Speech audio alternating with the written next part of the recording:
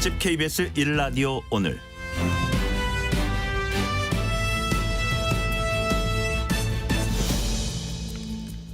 안녕하세요. 특집 KBS 1라디오 오늘 진행을 맡은 전종철입니다. 오늘 방송에서는 오신환 국민의힘 혁신위원에게 험지 출마를 둘러싼 파장과 혁신이 조기 해체설 관련한 입장 들어봅니다.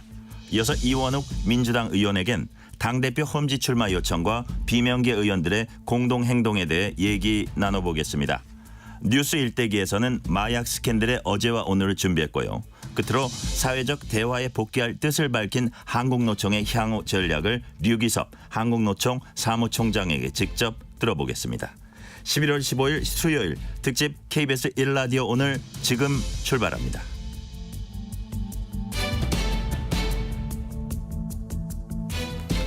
특집 KBS 1라디오 오늘은 유튜브로도 실시간 방송합니다. 문자 참여는 짧은 문자 50원, 긴 문자 100원이 드는 샵 9730, 콩 어플은 무료입니다. KBS 1라디오 채널에는 정치, 경제, 사회, 문화 등 다양한 명품 콘텐츠가 있습니다. 구독과 좋아요, 댓글 많이 부탁드립니다.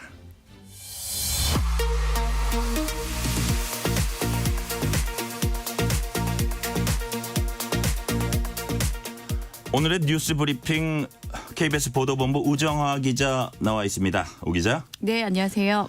첫 소식은 시민의 발이죠. 지하철 파업 관련 소식입니다. 지난 9일과 10일 이틀간 경고 파업에 나섰던 서울 지하철 노조가 오는 22일에 2차 파업을 한다고 예고했죠.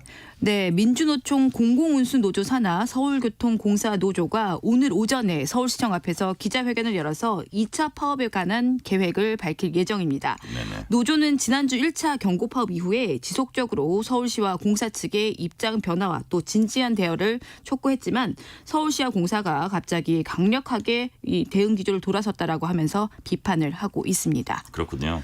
그런데 이렇게 재차 파업까지 하는 데는 인력 감축 문제가 이제 그 쟁점인 것 같은데 여전히 노사가 입장차가 있나 봐요. 네, 여전히 입장차를 좁히지를 못하고 있는데요. 노사 양측은 인력 감축안에 대해서 이견을 보이고 있는데 노조는 거듭 올 12월에 정년 퇴직에 따른 안전 대책을 요구하고 있다면서 사측은 한 달 보름 뒤에 벌어질 현장의 안전 인력 공백에 대해서 어떠한 대책도 제시하지 않고 있다 이렇게 비판을 하고 있습니다.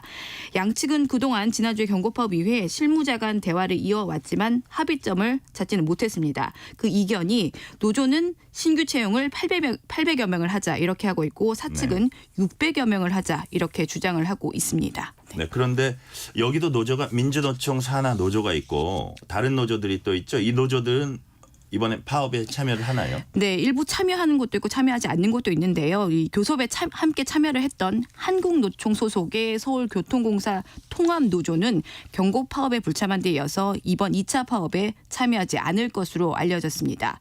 제3노조인 올바른 노조 역시 파업에 동참하지 않을 것으로 전해졌습니다. 일단 재차 또 파업이 예고되자 협상을 내놓았던 서울시와 공사는 강경한 입장을 역시 지금도 보이고 있어서 앞으로 어떻게 될지 좀 변수가 주목이 되는 상황입니다. 네. 시민들 불편 없도록 잘 협의됐으면 좋겠습니다. 네.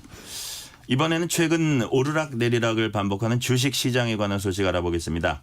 당국의 공매도 금지에 대한 논란이 계속되고 있죠. 그런데 윤석열 대통령이 직접 입장을 밝혔어요. 근본 대책이 나올 때까지 공매도를 금지해야 한다 이렇게 말했죠. 네, 그렇습니다. 윤석열 대통령은 근본 대책이 필요하다면서 이렇게 주문을 했습니다. 네. 그 대통령 발언에 대해서 일단 대통령실은 공매도 금지 기간이 당초에 그 내년 6월 말까지 해서 연장될 수 있는 것은 아니다. 우선 이렇게 설명을 했습니다.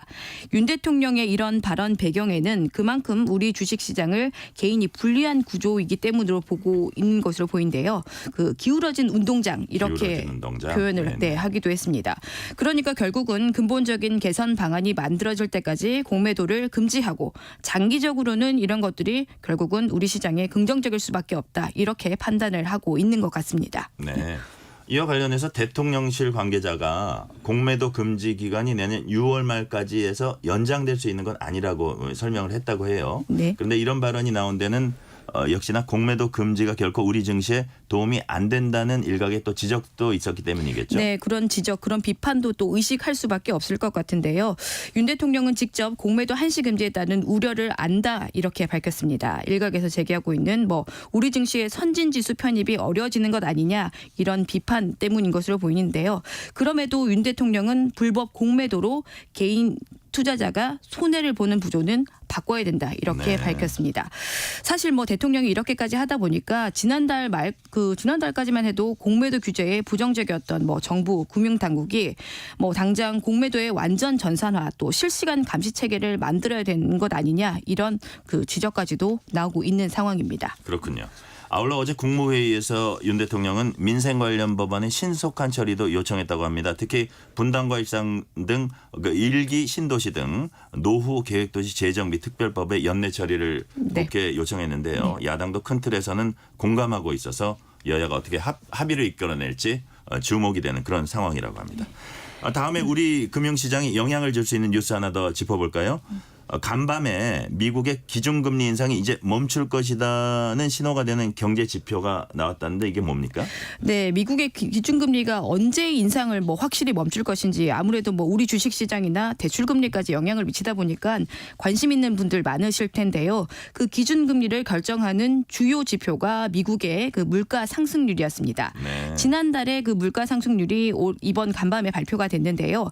10월 미국 소비자 물가 상승률이 지난해 같은 기간과 비교를 해서 3.2% 오른 것으로 나타났습니다. 3.2%. 네, 3.2%였는데요.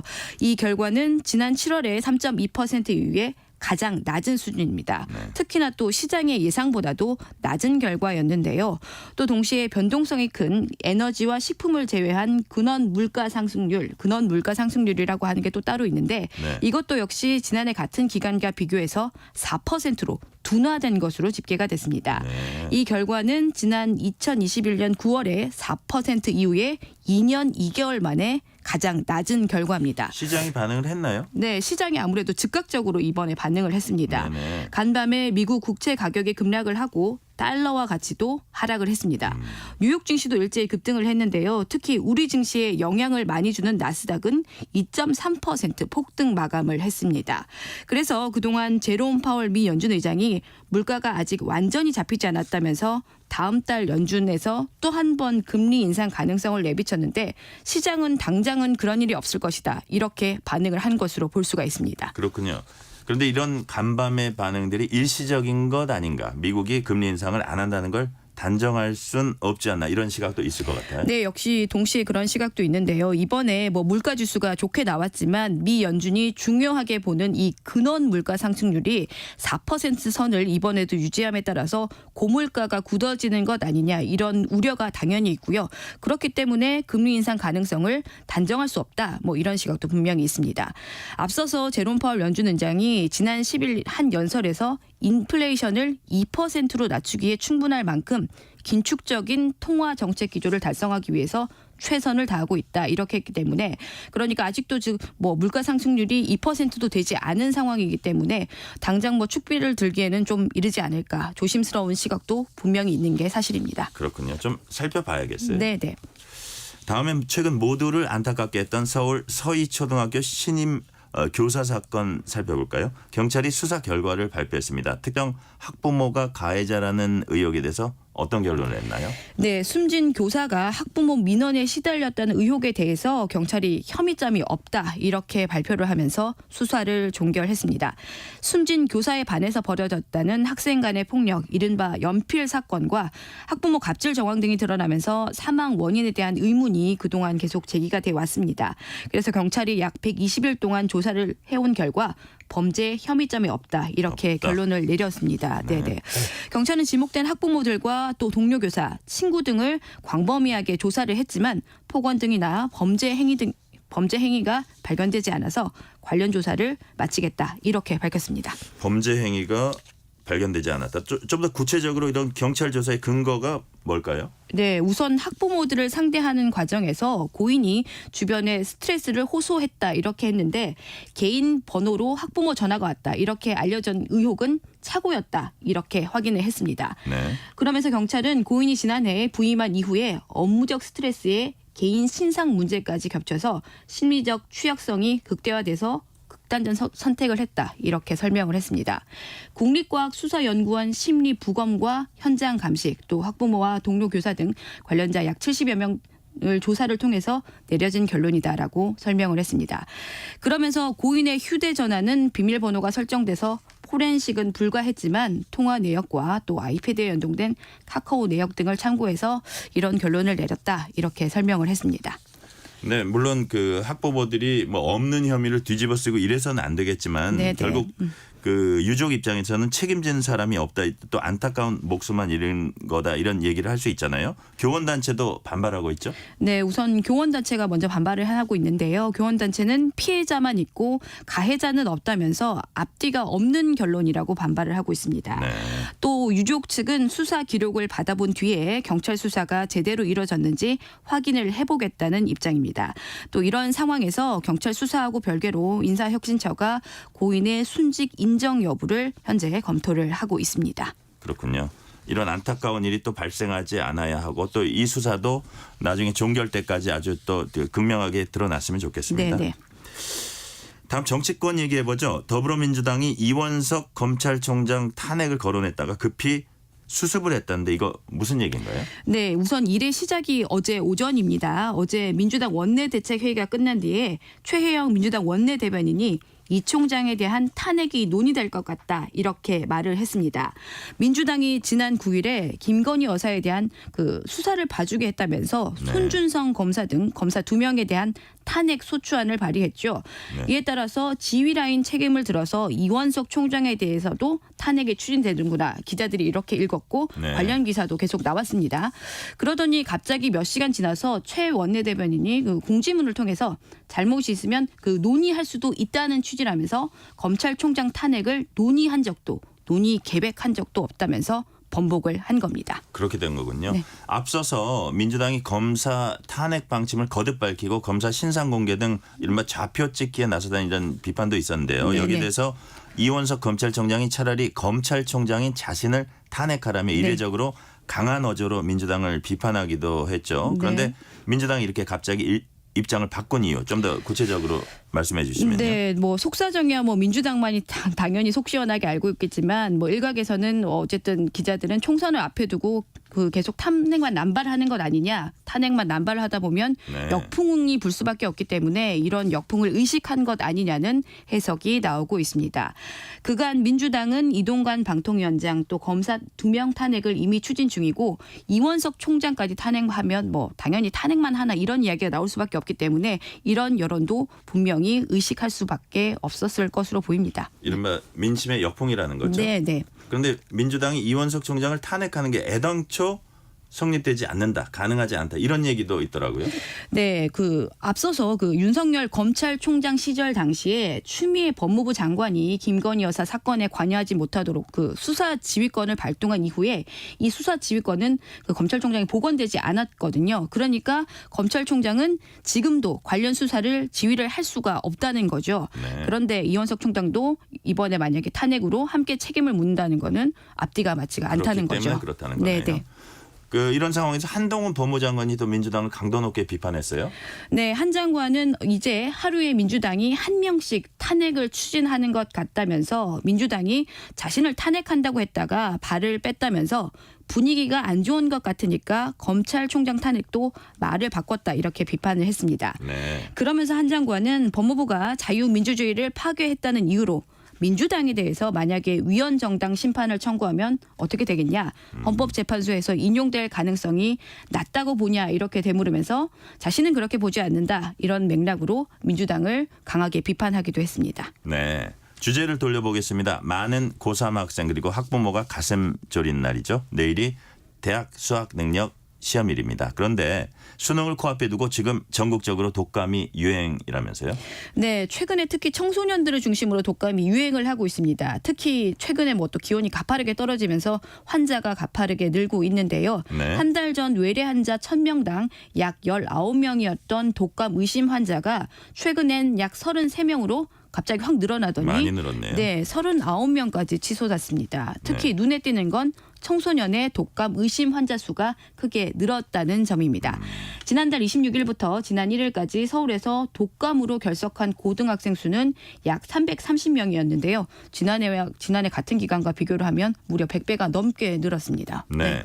아무래도 겨울이라는 계절적 요인도 있을 거예요. 또 코로나가 절정에 달하던 때보다 요즘 사람들이 마스크를 쓰지 않잖아요. 이런 것도 영향을 미치나요? 네, 아무래도 그 영향도 있을 것 같습니다. 아무래도 저희가 코로나 방역 해제된 이후에 마스크를 쓰지 않고 이동을 하는 경우도 많아졌고요.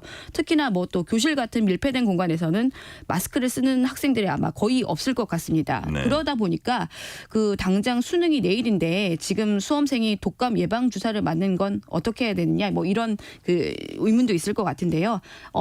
전문의들은 당장 독감 예방 주사를 맞는 건 피해야 한다고 합니다. 예방 접종이 10일에서 2주 정도까지는 지나야 효과가 있기 때문에 백신 접종을 당장 한다고 해서 좋을 게 하나도 없고 백신 접종 이후에 하루 이틀 또 컨디션이 저하될 수 있기 때문에 내일 수능을 보는 학생이라면 이 접종을 맞는 것은 피해야 한다 이렇게 조언을 하고 있습니다. 그렇군요. 근데 감기 기운이 있는 수험생들이 있을 수 있잖아요. 네. 어떻게 준비해야 할까요? 네, 내일 당장 시험이어서 걱정들이 많을 텐데요. 전문의들은 수능 당일에 증상을 낮춰줄 약을 우선에 챙기고 네. 단 주의할 점이 종합감기약 같은 경우에는 졸음을 유발하는 성분이 많아서 피해야 한다 조언을 하고 있습니다. 대신에 졸릴 위험이 없는 해열제나 코에 뿌리는 스프레이 이런 것들을 챙기는 것이 낫다라고 합니다. 그렇군요. 가급적 종합 감기약은 피하고 해열제를 챙기라는 조언. 감기 기운이 있는 수험생들 새겨 들었으면 좋겠습니다. 수험생은 그동안의 노력이 성과를 거둘 수 있도록 모두 미련 없이 최선을 다하면 좋겠습니다. 오늘 여기까지 듣겠습니다. KBS 보도본부 우정화 기자였습니다. 지금 시각 7시 36분입니다. 출근길 날씨 정보 정리해드립니다. 수학능력시험 예비 수집일인 오늘 그리고 수능시험일인 내일 아침까지 추위가 잠시 누그러들겠습니다. 내일은 전국에 비가 오면서 내일 낮부터는 추워질 전망이라 옷차림 주의를 하셔야 되겠고요. 오늘 아침 기온은 역시 어제보단 올라 있습니다. 하지만 아직도 영하권인 기온이 있고 평년보다는 좀 낮은 상황인데요. 내일 아침은 오늘보다도 기온이 좀 더 오르겠고요. 서울이 영상 6도 등으로 아침 기온 전국이 0도에서 8도 분포 보이면서 수능 한파는 없겠습니다. 다만 내일 비 소식이 있는데 내일 오전 수도권 등 서쪽부터 비가 오겠고요. 내일 오후에는 전국으로 확대돼 5에서 30mm가량 내리겠습니다. 내일 밤에 소강 상태를 보이는 곳이 있겠지만 일부 산지는 눈으로 바뀌어 내릴 수 있겠고요. 오늘 낮 기온은 이번 주 중 가장 높이 올라서 전국이 11도에서 17도까지 오르겠고 서울 12도 등을 예상하고 있습니다. 내일 비 소식도 있고 또 중부지방은 내일 낮에 한 자릿수의 기온으로 남부지방보다도 더 먼저 추워지니까요. 주의를 하셔야 되겠습니다. 이후 금요일도 추위 속에 비나 눈 예보가 있고요. 토요일도 일부 남부지방에 비나 눈이 지나겠습니다. 오늘 밤부터 내일 오전까지 미세먼지 농도가 수도권을 포함한 중서부 지역으로 나쁘겠습니다. 지금 서울 기온 2.1도입니다. 날씨 정보 최영우였고요. 계속해서 이 시각 교통 상황 KBS 교통정보센터의 이현 씨가 정리해드립니다. 네, 어제 그제보다는 전체적으로 정체가 조금 덜한 편인데요. 그래도 출근길은 출근길이죠. 자주 막히는 구간 중심으로 정체가 길어지고 있습니다. 중부 내륙지선 창원 쪽입니다. 화원에서 오포 분기점 쪽으로 막히고 있습니다. 경부고속도로 서울 쪽으로 양산 부근에서 정체고요. 북천안 부근에서 막히고 있습니다. 이후로 수도권 구간인데요. 금토 분기점에서 반포 쪽으로 많이 밀리고 있습니다. 특히 이 사이 달래내 부근에는 고장난 차까지 있으니까요. 3차로 잘 피해서 운행하셔야겠습니다. 그리고 수도권 제일순환고속도로 판교에서 구리 쪽으로 가는 길입니다. 구리에서 판교 쪽이고요. 성남 요금소 부근에서 사고 처리하고 있습니다. 이 여파가 하남 분기점 부근에까지 미치고 있는데요. 성남 요금소까지 15km 구간 무척 답답합니다. KBS 교통정보센터였습니다. 네, 인용환 위원장이 재차 중진 험지 출마를 압박하고 있습니다. 하지만 험지 출마 요구에 중진들이 선뜻 나서지 않자 혁신이 조기 해체설까지 제기됐습니다. 오신환 국민의힘 혁신위원 전화 연결돼 있습니다. 오 의원님 안녕하세요. 예, 안녕하세요. 오신환입니다. 네. 먼저 어제 혁신위가 조기 해체를 검토한다. 불출마 리스트를 갖고 있다 이런 내용의 보도들이 연이어 나왔어요. 이에 대해 인 위원장은 앞으로도 조기 해체는 없고 불출마 명단은 없다고 했습니다. 애초부터 잘못된 보도였나요? 아니면 당초 배수진을 쳤다가 한 발 물러선 건가요? 저희가 그 부분에 대해서 혁신위 차원에서 논의한 바는 없고요. 네. 예, 이제 혁신위가 지금까지 3호 안건을 의결해서 네네. 혁신안을 내놓았는데 그 부분에 대한 실천 과제의 주체는 사실 당의 지도부와 당이 그 역할을 해야 되는 것이거든요. 네. 그래서 이제 그런 것들을 촉구하는 그 발언의 의미를 담고 있다. 뭐 그런 저는 그렇게 해석을 합니다. 예. 네네. 근데 중진 험지 출마 압박에 대해서 특히 어저께 눈에 띄는 게 김기현 당대표와 대표적 친윤으로 꼽히는 장제원 의원이 부정적 혹은 반대 입장을 밝혔습니다. 구체적 워딩 볼까요? 김기현 대표는 일부 위원의 급발진으로 당 리더십을 흔들거나 당의 기강을 흐트러뜨리지 마라 이렇게 불편한 기색을 내비쳤고요. 장제원 의원은 알량한 정치 인생을 연장하며 서울로 가지 않겠다 이렇게 직설적으로 반대 의사를 분명히 했습니다. 그래서 인 위원장의 험지 출마 요구가 이렇게 동력을 받기 쉽지 않겠다 이런 생각도 드는데 어떻게 보세요? 저는 민심의 큰 흐름을 거스르기는 어렵다 이렇게 보고 있고요. 예, 저희가 예. 혁신위의 출범 그 계기가 네. 지난 강서 보궐선거의 참패 이후에 그 절박한 위기감을 느끼고 출발한 것이잖아요. 그렇죠. 그렇기 때문에 민심을 다시 회복하는 것이 우리가 살 길이다라는 그 절체절명의 그 위기감이 있습니다. 네. 그렇기 때문에 그 혁신의 방향과 그 큰 물결은 저는 거스를 수 없는 그런 지금의 당면 과제다 이렇게 판단하고 있습니다. 아, 그렇게 보시는군요. 근데 이제 그 궁금한 게 대다수 중진 이제 뭐 중진의 가장 대표적인 사람이 김기현 대표고 그다음에 이제 뭐 어떤 그 핵심적인 의원이라 그럴까요? 이런 의원의 가장 대표적인 사람 중에 한 명이 장제원 의원인데 대다수 중진 혹은 영남권 의원들이 현재는 적어도 김 대표나 장 의원과 비슷한 생각하고 있을 것 같은데 어떻습니까? 사실 뭐 혁신의 과정은 그 뭐 고통과 희생이 뒤따를 수밖에 없습니다. 네네. 그 과정이 또 이렇게 쉽게 타협하거나 이루어진다라고 생각하지 않고요. 네. 저는 시간이 좀 필요하다 이렇게 판단하고 예. 본인들의 스스로의 결단의 그 시간은 지금 다가오고 있고요. 제가 봐서는 앞서 말씀드린 대로 네. 그렇지 않으면 당이 전체가 함께 몰락하기 때문에 예. 네, 저는 그 부분을 그 혁신의 충정 네. 또 당이 변화하고 국민의 민심을 다시 회복해야 된다는 그 위기감이 그것을 극복해 내리라고 저는 생각합니다.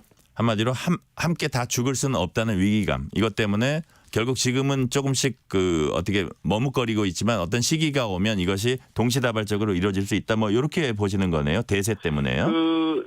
과거에도 어떤 총선을 앞두고 네네. 여야 모두가 국민의 민심을 얻기 위한 몸부림을 쳤습니다. 그것이 그렇죠. 희생을 전제로 한 뭐 불출마 내지는 용태론 이런 것들이 분출돼 왔거든요. 네네. 그 연장선상에서 혁신의 활동을 바라봐 줬으면 좋겠고요. 네. 저희 당 또한 지금 위기를 느끼고 있고 또 제가 봐서는 어느 정당이 먼저 변화하고 혁신하느냐에 따라서 내년 총선의 그 결과가 승패가 갈리겠죠. 가늠될 수 있다. 저는 이렇게 보고 있습니다. 예. 네네. 그리고 인 위원장이 매를 들겠다, 뭐 약, 뭐 이런 표현들인데 매를 들겠다 이런 표현 또 뭐 너무 과하지 않나 이런 의견들도 있어요. 뭐 유명한 영화 대사 중에 넌 내게 모욕감을 줬어, 뭐 이런 것도 있지 않습니까? 네. 그리고 또 하나는 더 나아가서 희생하는데 사실 그 지역구 의원을 이제 하신 분으로서 잘 아시겠지만 그 오랫동안 다져온 지역구를 버리고 생판 모르는데 가라 하는 게 과연 합당한 것이냐, 이건 정치인 보고 죽으라는 거 아니냐, 현실을 모르는 거 아니냐 이런 지적도 있을 수 있잖아요. 물론입니다. 예, 그것이 또 맞는 측면도 있고요. 네네. 다만 저희가 요구하고 있는 것은 네. 무슨 소위 중진 당 지도부 또 윤핵관이라고 일컫는 모든 분들을 다 그런 불출마 내지는 험지 출마를 요구하는 게 아닙니다. 네네.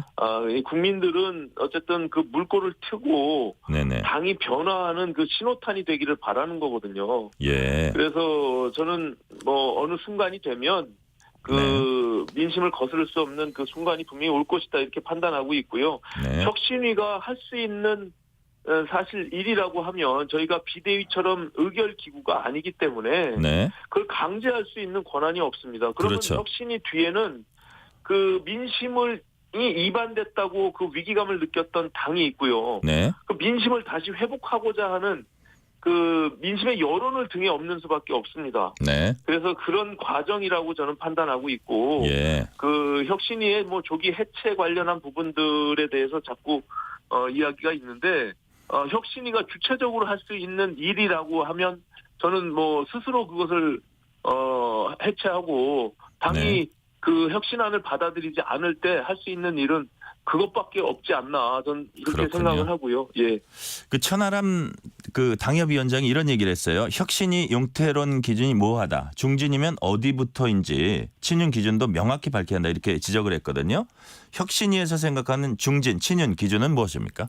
저희가 어떤 특정 인물을 대상으로 혁신을 요구하고 있지 않습니다. 그렇기 네네. 때문에 지금 천 위원장이 얘기하는 것처럼 특정 인물을 지정할 때는 오히려 더 그 갈등과 내용이 깊어질 거라고 생각하고요. 예. 저는 그 국민들이 다 알고 당도 알고 있습니다. 누가 어떻게 스스로 결단하고 혁신해야 되는지는 잘 알고 있기 때문에 저는 뭐 이렇게 특정 인물을 거론하는 것은 저는 적절하지 않다 이렇게 생각하고 있습니다. 예. 네. 그 위원님께서 이제 물꼬를 튼다 아까 그런 표현도 쓰셨는데 이제 김종인 전 비대위원장 같은 분은 이런 말씀도 했어요. 그 중진 험지 출마니 불출마니 이런 이제 혁신이라고 불리기는 하지만 이런 것들이 사실 국민에게 크게 와닿냐? 국민에게는 민생 문제 해결을 먼저 해주는 게 더 좋다 이러면서 어떤 그 요런 지금 진행하고 있는 거의 결과 사실 결과가 중요하잖아요. 처음 그 노력보다도 이런 게 별로 크지 않을 거다 하는데 어떤 물꼬가 터지면은 또 그게 동시다발적으로 그 어떤 저 결과가 있을 거라고 보시는 거네요. 그렇습니다. 일단 저는 그 혁신의 시작의 물꼬가 희생에서부터 시작된다라고 보고요. 네네. 그렇게 하면 전반적인 당의 분위기가 쇄신되고 그로 인해서 지금 말씀하신 최종적인 민생을 챙기는 정당으로 그리고 미래에 대한 비전 또 네네. 국민들의 먹고 사는 문제 이런 데를 해결하는 그런 문제 해결 능력을 갖춘 정당으로서 거듭 태어나야 되거든요. 네. 지금으로서는 공감 능력을 회복하는 것이 우선이다. 네네. 저는 우리 당이 제일 지금 위기를 자초한 것은 네. 그동안 그 민심에 대해서 기민하게 작동했던 그 공감 능력이 네. 다 상실되고 아 그렇군요. 지금은 민심과 완전히 따로 떨어져서 지금 가고 있기 때문에 네. 그 위기감을 자초한 것이라고 보거든요. 그래서 네네. 먼저 선행하는 것은 공감 능력을 회복하고 네. 그 이후에 지금 말씀하신 민생을 챙기는 그 문제 해결 능력을 키워가는 그런 정당으로 태어나야 된다 이렇게 생각합니다. 하태경 의원은 이런 분석도 했어요. 지금 인 위원장의 이제 중진 험지론이 당내 다수의 중론이 이를 대통령 주문이라고 보고 있다 이렇게 하 의원은 주장을 했거든요. 실제 당 분위기가 그렇습니까? 저는 뭐 여러 원내 의원들도 그렇고요. 네네. 원내위원장들은 뭐 말할 것도 없고 네. 지금 당이 변화해야 된다는 그런 절박한 마음들은 다 갖고 있습니다. 하지만 어느 누구도 그것을 공개적으로 네. 강하게 이슈 제기하지 못하고 있는 지금의 당의 분위기가 네. 저는 좀 아쉬움이 있고요. 혁신위가 혁신안을 냈을 때 네. 당에서 움직여야 되는 주체들이 그것을 받아서 같이 함께 행동해야 된다고 생각합니다. 아, 그렇지 그렇군요. 않으면 네. 이게 한 손으로 손뼉이 마주치지는 않잖아요. 그렇기 때문에 저희가 할 수 있는 역할은 혁신안을 만들어서 예. 이것이 국민들의 눈높이다. 민심이니 당이 그것을 받아들여 실천해라라고 제안하는 것을 네네. 당이 스스로 그 움직여야 된다는 이렇게 생각합니다. 예. 아 그렇군요. 그 언론 보도에 따르면 일부 언론이지만요. 윤리 문제와 용산 참모 전략공천 방지 안건을 논의할 거다. 그 혁신위에서 실제로 관련 내용을 논의하실 계획이세요?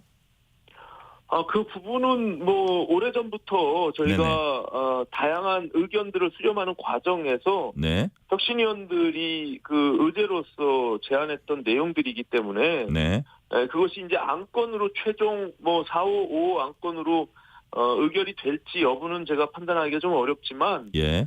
그 모든 것들을 포함해서 지금 논의를 하고 있는 과정에 있습니다. 그 왜냐하면 그 중진들 뭐 3선 이상 이런 사람들 험지 출마 요거 하고는 약간 뉘앙스가 그 어떤 용산 대통령 참모는 이렇게 해야 된다고 이게 어떻게 보면 일종의 규제를 하는 건데 그게 뉘앙스가 약간 달라서 파장이 조금 다를 수도 있을 것 같다는 생각이 드는데 문제 없다고 그 보세요? 부분이 지금 뭐 험지 출마로 인한 생겨난 그런 지역구를 네네. 그 용산 출신들의 참모들이 무혈 입성하는 거 아니냐, 네. 거기에 내려꽂는 낙하산 공천하는 거 아니냐 이런 우려들을 많이 하고 있잖아요. 그렇죠. 그거는 결국에는 반혁신이고 또 구태이기 때문에 민심을 얻지도 저희가 못한다 이렇게 그 보시면 부분에 대해서 뭐 일정 정도 가이드라인을 네. 공정하고 투명한 그 경쟁 체제에서의 공천이 이루어져야 된다라는 뭐 그런 의제들을 일부 위원들이 네네. 뭐 이렇게 발표한 적이 있습니다. 예. 그런 내용이 앞으로 추가 혁신안에 포함될 가능성이 상당히 있다고 우리가 이해해도 되겠네요. 그거는 뭐 결론은 제가 아니더라도. 말씀드린 대로 뭐 예. 결론을 내지는 않았기 때문에 예. 다양한 이제 의제들을 논의할 거라고 생각을 합니다. 알겠습니다. 이준석 전 대표 신당 창당설 얘기도 해볼게요. 이 전 대표는 신당 창당 가능성이 하루에 1%씩 올라간다 이렇게 밝혔는데요. 위원님 보시기에 신당 창당 가능성 어떻게 보세요? 몇 퍼센트? 뭐 상당히 이준석 전 대표가 신당 창당을 염두에 두고 네네. 많이 나간 것은 사실인 것 같습니다. 제가 볼 때도. 네. 다만 이제 혁신위에서도 인요한 위원장이 네. 끊임없이 언급한 바와 같이 네. 사실은 이준석 당 대표가 네. 외부에서 신당에서 할 수 있는 역할보다 저는 우리 당 내에서 할 수 있는 역할이 더 크다 이렇게 생각합니다. 그래서 네네.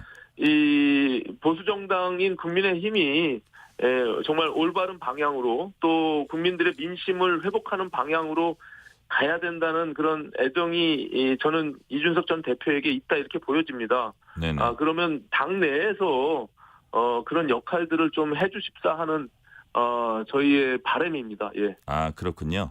이 전 대표가 이제 접촉면을 이제 국민의힘 현역 의원뿐만 아니라 비명계 민주당 의원 여기까지도 늘린다 이런 보도가 나오고 있잖아요. 근데 이제 이런 가운데 윤상현 의원 같은 사람은 흩어지면 죽고 뭉치면 산다 이런 얘기도 하고요. 근데 아무래도 네. 국민의힘 입장에서 혁신 입장에서도 이제 신경 쓰이는 게 아무래도 신당이 창당되고 그러면 그 국민의힘 표가 많이 분산되는 결과로 이어지는 걸 우려할 것 같은데 실제로 그렇게 보세요?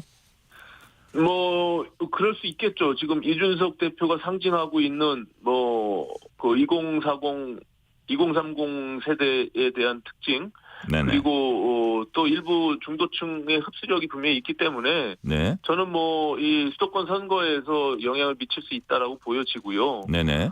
다만 이준석 전 대표가 네.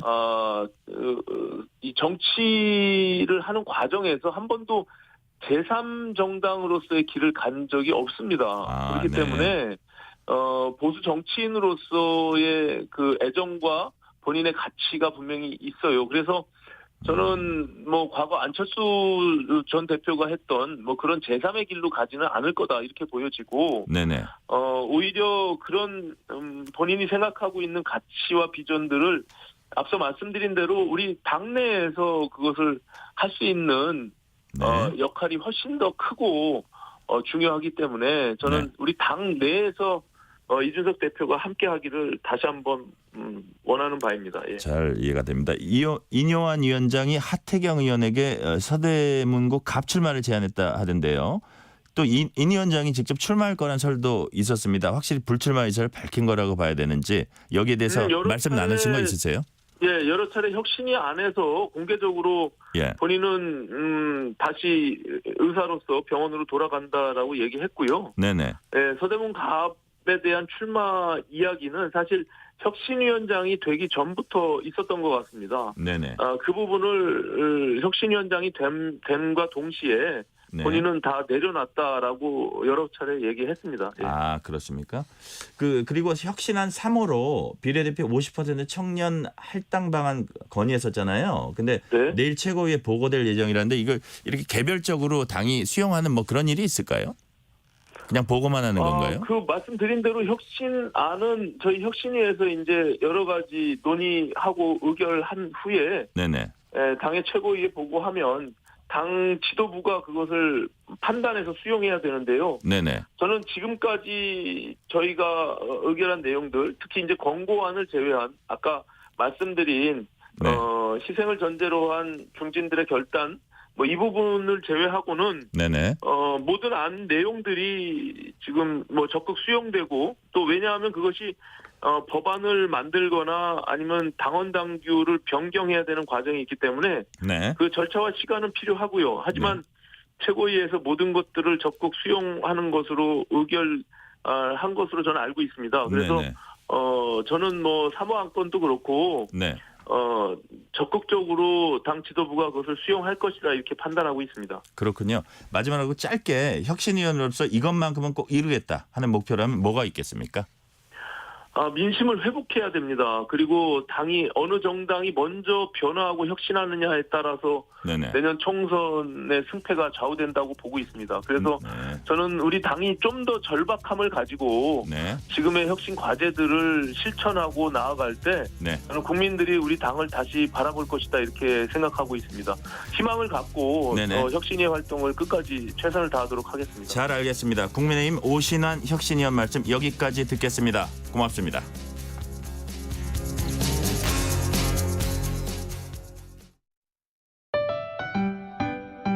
(2023) KBS 1라디오 연중기획 낮은 목소리 당신의 목소리를 들려주세요. 저는 전남 영광에서 소금을 만들고 있는 손양호라고 합니다. 이 볏짚가마니에 소금을 넣어서 3년 이상 숙성시켜가지고 간수가 다 빠진 소금을 팔고 있습니다. 대한민국 서해안에는 모든 곳이 세계 최고의 갯벌지대로 되어 있습니다. 그리고 모든 것을 걸러주는 갯벌이 살고 있습니다. 살아있는 갯벌이 있는 곳에서 소금을 생산하는 곳은 모든 지역의 국산 천일염은 최고의 품질입니다. 전 세계 어디를 가도 이런 소금이 없습니다. 어디서든 사서 잡수세요. 커피 2잔 잡수지 마시고 소금 1kg 사시면 1년 동안을 가장 맛있는 음식을 잡술 수 있습니다. 소금을 만드는 분들은 연부라고 그러는데요. 우리나라의 국산 천일염을 만들고 있는 연부들은 밤도 낮도 없이 일을 합니다. 우리에게 좋은 소금을 생산해서 팔기 위해서 엄청난 노력을 하고 있습니다. 날밤 새가면서 일을 합니다. 그리고 깨끗하게 만들기 위해서 소금판을 저녁마다 청소합니다. 그 애를 써주는 모습을 여러분들이 이해를 하시고 우리 천일염 만드는 연부들을 위해서 좋은 소금, 국산 천일염 많이 이용해 주시고 항상 그분들을 위해서 격려해 주시고 응원해 주십시오. 좀 더 사랑해 주시면 좋겠습니다. 서로를 좀 더 이해하고 갈등을 줄여갈 수 있길 희망합니다. KBS 1라디오 연중기획 낮은 목소리였습니다.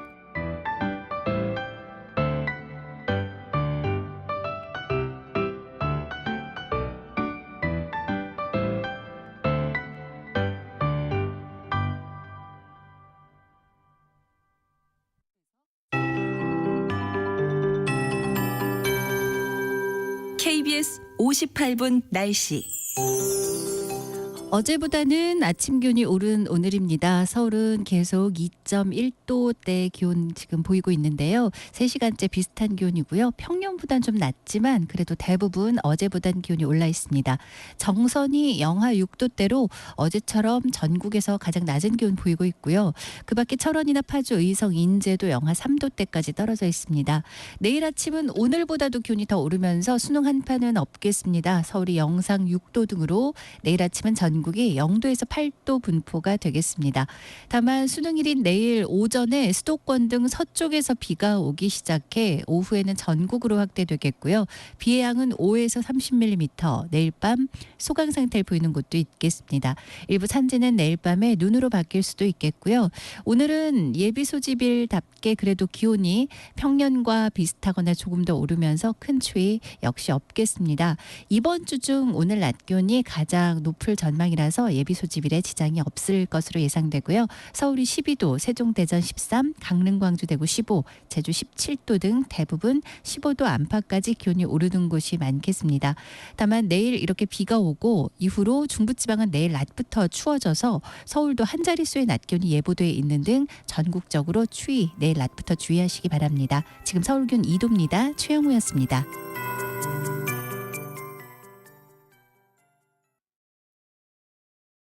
정성을 다하는 국민의 방송 KBS가 8시를 알려드립니다.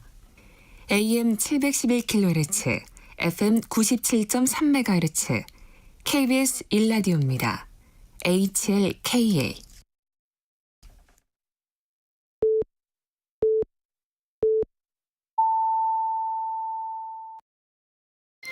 KBS 1라디오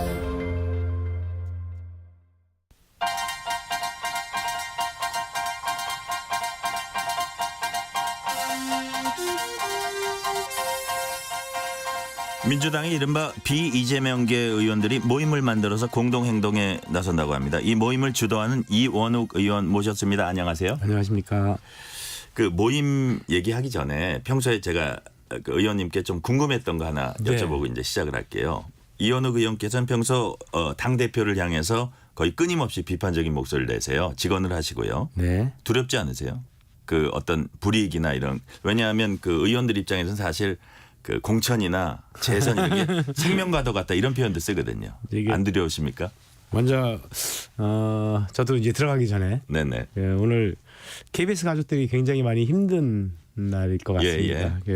언론은 공기와 같은 것이어서 사실은 자유가 이렇게 느껴질 때는 별로 뭐 감흥이라든가 뭐 이런 거 뭐 느낌 이런 것들이 별로 없지만 자유가 억압받고 이렇게 될 때는 공기가 사라지면은 숨이 막히듯이 굉장히 많이 어려울 수 있는 시기인데 이런 시기인데 우리 KBS 가족들이 이제 정말로 공영방송을 제대로 지켜낸다라고 하는 그런 공정성 이런 거를 지켜낸다라고 하는 심정을 가지고 그 더욱더 큰 역할을 해주시기를 부탁드리면서 네. 힘내시라고 먼저 말씀드리겠습니다. 감사합니다. 예, 그리고 아까 하신 말씀에 대해서는 사람의 마음이라고 하는 게 딱 종이 한 장 습자지도 보다 더 얇은 종이 한 장 같습니다. 네. 그러니까 마음을 조금만 비운다면 얘기할 수 있고 마음을 조금만 채운다면 못할 것 같은데 저는 이 국회의원 3번을 하면서 사실은 이제 고민이 굉장히 컸었어요. 네네. 이 한국 사회의 이 혐오 정치 점점 양극화된 그 적대적 공존이라고 하는 공생이라고 하는 이러한 모습을 갖는 것이 맞는가? 그거를 근본적으로 극복해내지 못하면 대한민국의 정치에 희망은 없고 오히려 갈등만을 양산하고 있는 이 정치권. 그러니까 결국 그거는 수치로도 나타나지 않습니까? 정치라고 하는 게 국민한테 희망과 신뢰를 줘야 되는데 이 정치권, 특히나 국회는 모든 그 전문가 집단과 대비해서 볼 때 신뢰도 최악을 뭐 10년 이상 지켜오고 있는 꼴등, 그렇죠. 꼴등인 집단. 이거를 근본적으로 극복하는 것이 정치의 본류고 나라의 발전을 위해서 3선이나 필수적이다. 국회의원을 했으면 이제 그런 거에 대한 고민들을 해야 되고 뭐 또다시 배지에 연연해 가지고 하는 것보다는 그러한 것이 훨씬 중요하다라고 하는 생각을 마음을 먹게 됐고요. 그리고 그러기 위해서는 너무 비판한 것보다는 내가 먼저 잘하자. 내로남불을 안 된다. 민주당이 먼저 바뀌는 것이 소중하다라고 하는 심정으로 그 정치에 임하고 있습니다. 좋습니다. 그 지역구가 경기도 화성을 동탄 지역 그쪽이죠. 여기 어떻게 보면 우리나라에서 가장 빠르게 성장하는 그런 지역인데 다른 각도로 말하면 짧게 대답해 주셔도 되는데요. 그 지지하는 그 유권자들한테 만약에 봉사를 못하게 되면 좀 뭐 도리가 아니다 이런 것도 있는데 그럼에도 불구하고 대의나 어떤 책임 있는 정치인으로서 큰 대세가 더 중요하다 이런 말씀이시죠? 그러니까 언제까지 그 배지에 연연해 가지고 정치를 할 것인가라고 하는 거에 대한 근본적 의문이 있었던 겁니다. 이제 좀 뭐 대한민국의 정치인들이 예전에 예를 들어 제가 이제 19대, 20대 지금 21대고요. 21대 3번을 하고 있는데 19대, 20대만 하더라도 원로 정치인들이 계셔가지고 그분들이 이게 여야가 뭐 너무 극한적인 대립하고 그러면은 타협의 공간도 마련해 주시고 그렇죠. 등등 했었는데 네. 20대는 그게 완전히 사라졌습니다. 그러니까요. 그러니까 그런 목소리를 이제 좀 내고 그런 정치권을 보면 이렇게 숨쉬기가 힘들어요. 그러니까요. 네네. 이거 지금 요즘에 KBS를 보면서 숨쉬기 많은 국민들이 힘들 것 같은데. 그리고 똑같은, 네. 그 최근인가요? 어젠가요? 이재명 대표에게 최고 기득권이라며 고향 안동 출마 요구하셨어요. 실현 가능성 몇 프로를 보세요? 몇 퍼센트? 뭐 별로 없어 보이는데요. 예, 예. 어찌든지 요구 자체가 이미 있다. 그렇죠. 그러니까 예. 예를 들어서 그거는 제가 뭐 제일 처음에 말씀드린 건 아니고 예. 그 경북도당 위원장인 임미애 위원장이 네네. 이제 이제 앞으로 그 우리 대구 경북의 희망의 정치를 만들기 위해서는 예. 그 이재명 대표가 먼저 그런 솔선수범한 모습을 보여야 되지 않느냐라고 하는 얘기를 이원우 의원이 전달했- 화답하셨군요. 예, 네. 했던 거고요. 네. 그분은 이제 이른바 친명이라고 불려지는 분인데도 불구하고 그런 네. 요구를 했을 때 이제 정말 민주당에서도 이제 그런 그 결단의 모습들이 필요하지 않냐. 우리 그리고 특히나 노무현 대통령을 보면 네네. 종로에서 다 된다고 가지 말라 그랬는데 그 호롤단신 그러니까요. 부산을 선택해서 예. 그 지역 감정을 깨겠다라고 하는 그 큰 원대한 꿈을 최종적으로 실현은 못했지만 그 결국 그 선택이 시도 대통령까지 자체가 대단한 거일 수 있죠. 아름다웠죠. 지금도 역시나 아름다운 맞습니다. 것으로 남아 있고요. 예. 이번엔 비명계 의원들 모임 얘기 본격적으로 하겠습니다. 이 모임을 혁신계 의원 모임을 불러달라 이런 말씀하셨다는데 이유가 뭡니까? 그러니까 이게 저희가 계속해서 1년 넘게 이제 얘기들을 해왔는데 예. 그거 얘기들을 하다 보니까 그거는 이제 지적이 네. 밖에서 볼 때는 저 사람들은 공천에나 관심 있어가지고 그런 거 아니야? 아니면 이재명만 물러가라고 하는 거 아니야? 예, 이재명만 예. 반대하는 거 아니야? 이런 식의 그거는 제가 좀 이따 질문하려고 그랬었는데 그래도 말씀하세요. 네, 그런 느낌이어서 네네. 이제 그렇지 않았거든요. 실제로 네, 저희들은 조금 더 대한민국의 희망을 갖는 정치, 아까도 말씀드렸던 네, 이 혐오 정치를 극복하고 민주당 스스로가 어떻게 반성하고 도덕성도 회복하고 국민의 신뢰를 회복할 것인가. 너무 잘못돼서 반사 이익으로 정치를 하겠다라고 하는 거는 이제 좀 지양해야 되지 않냐. 예. 이제 그러면 덧셈의 정치를 하자. 그런 거를 하기 위해서 저희가 그냥 개별적으로 움직이는 것보다는 모임을 만들어서 이제 보다 더 명확한 그 대한민국의 희망을 가질 수 있는 목소리를 내자 이런 취지였습니다. 보다 효율적일 수 있다 이런 말씀이신데 어떤 의원들이 참여하고 있습니까? 한 몇 명이나 됩니까?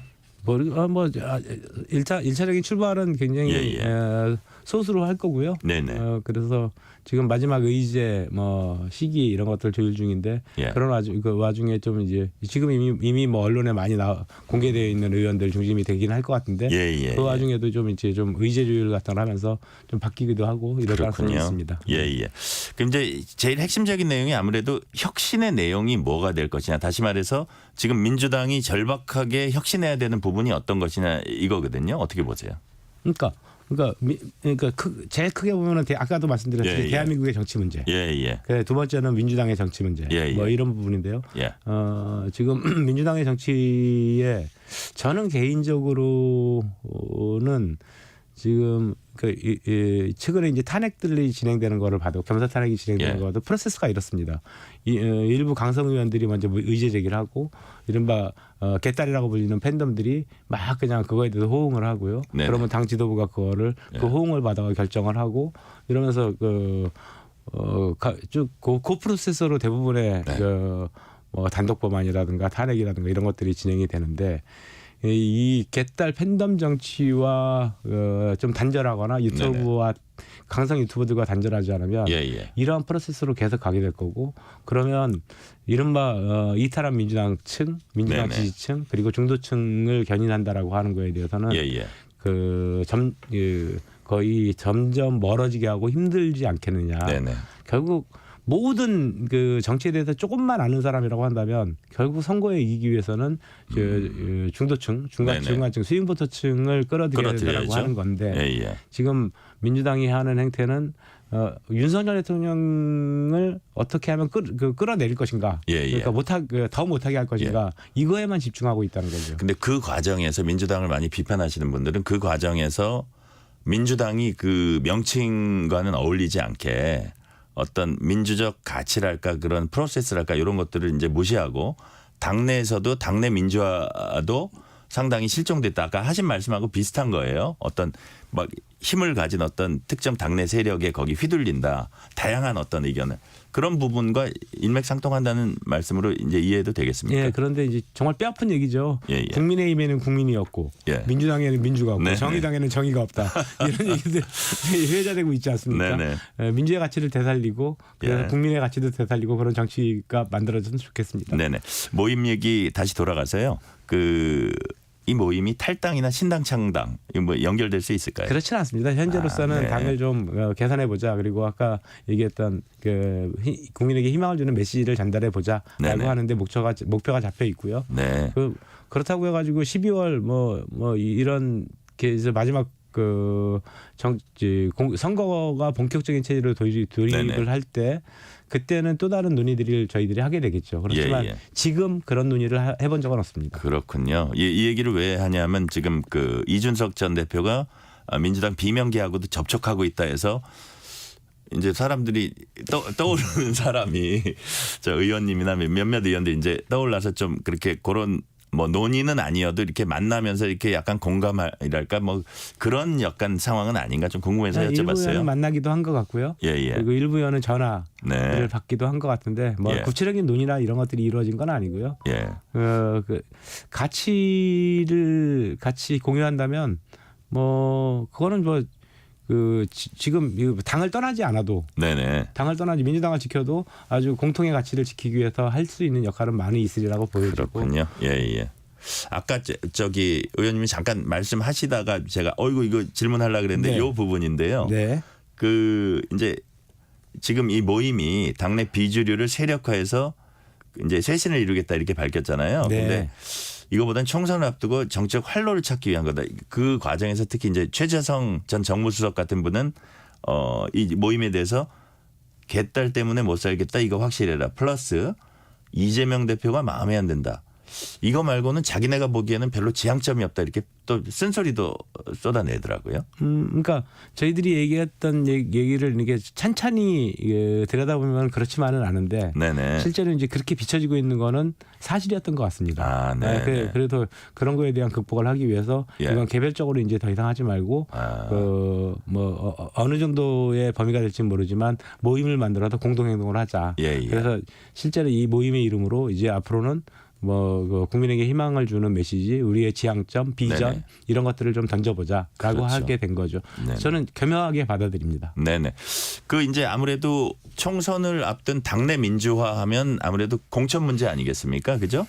근데 이제 홍익표 원내대표가 이제 시스템 공천으로 문제없이 공정하게 공천이 진행될 거다 이런 취지의 말을 했어요. 근데 후보 검증위원장인 김병기 의원이 친명 의원인데 홍 원내대표 말대로 문제없이 잘 갈 수가 있을까요?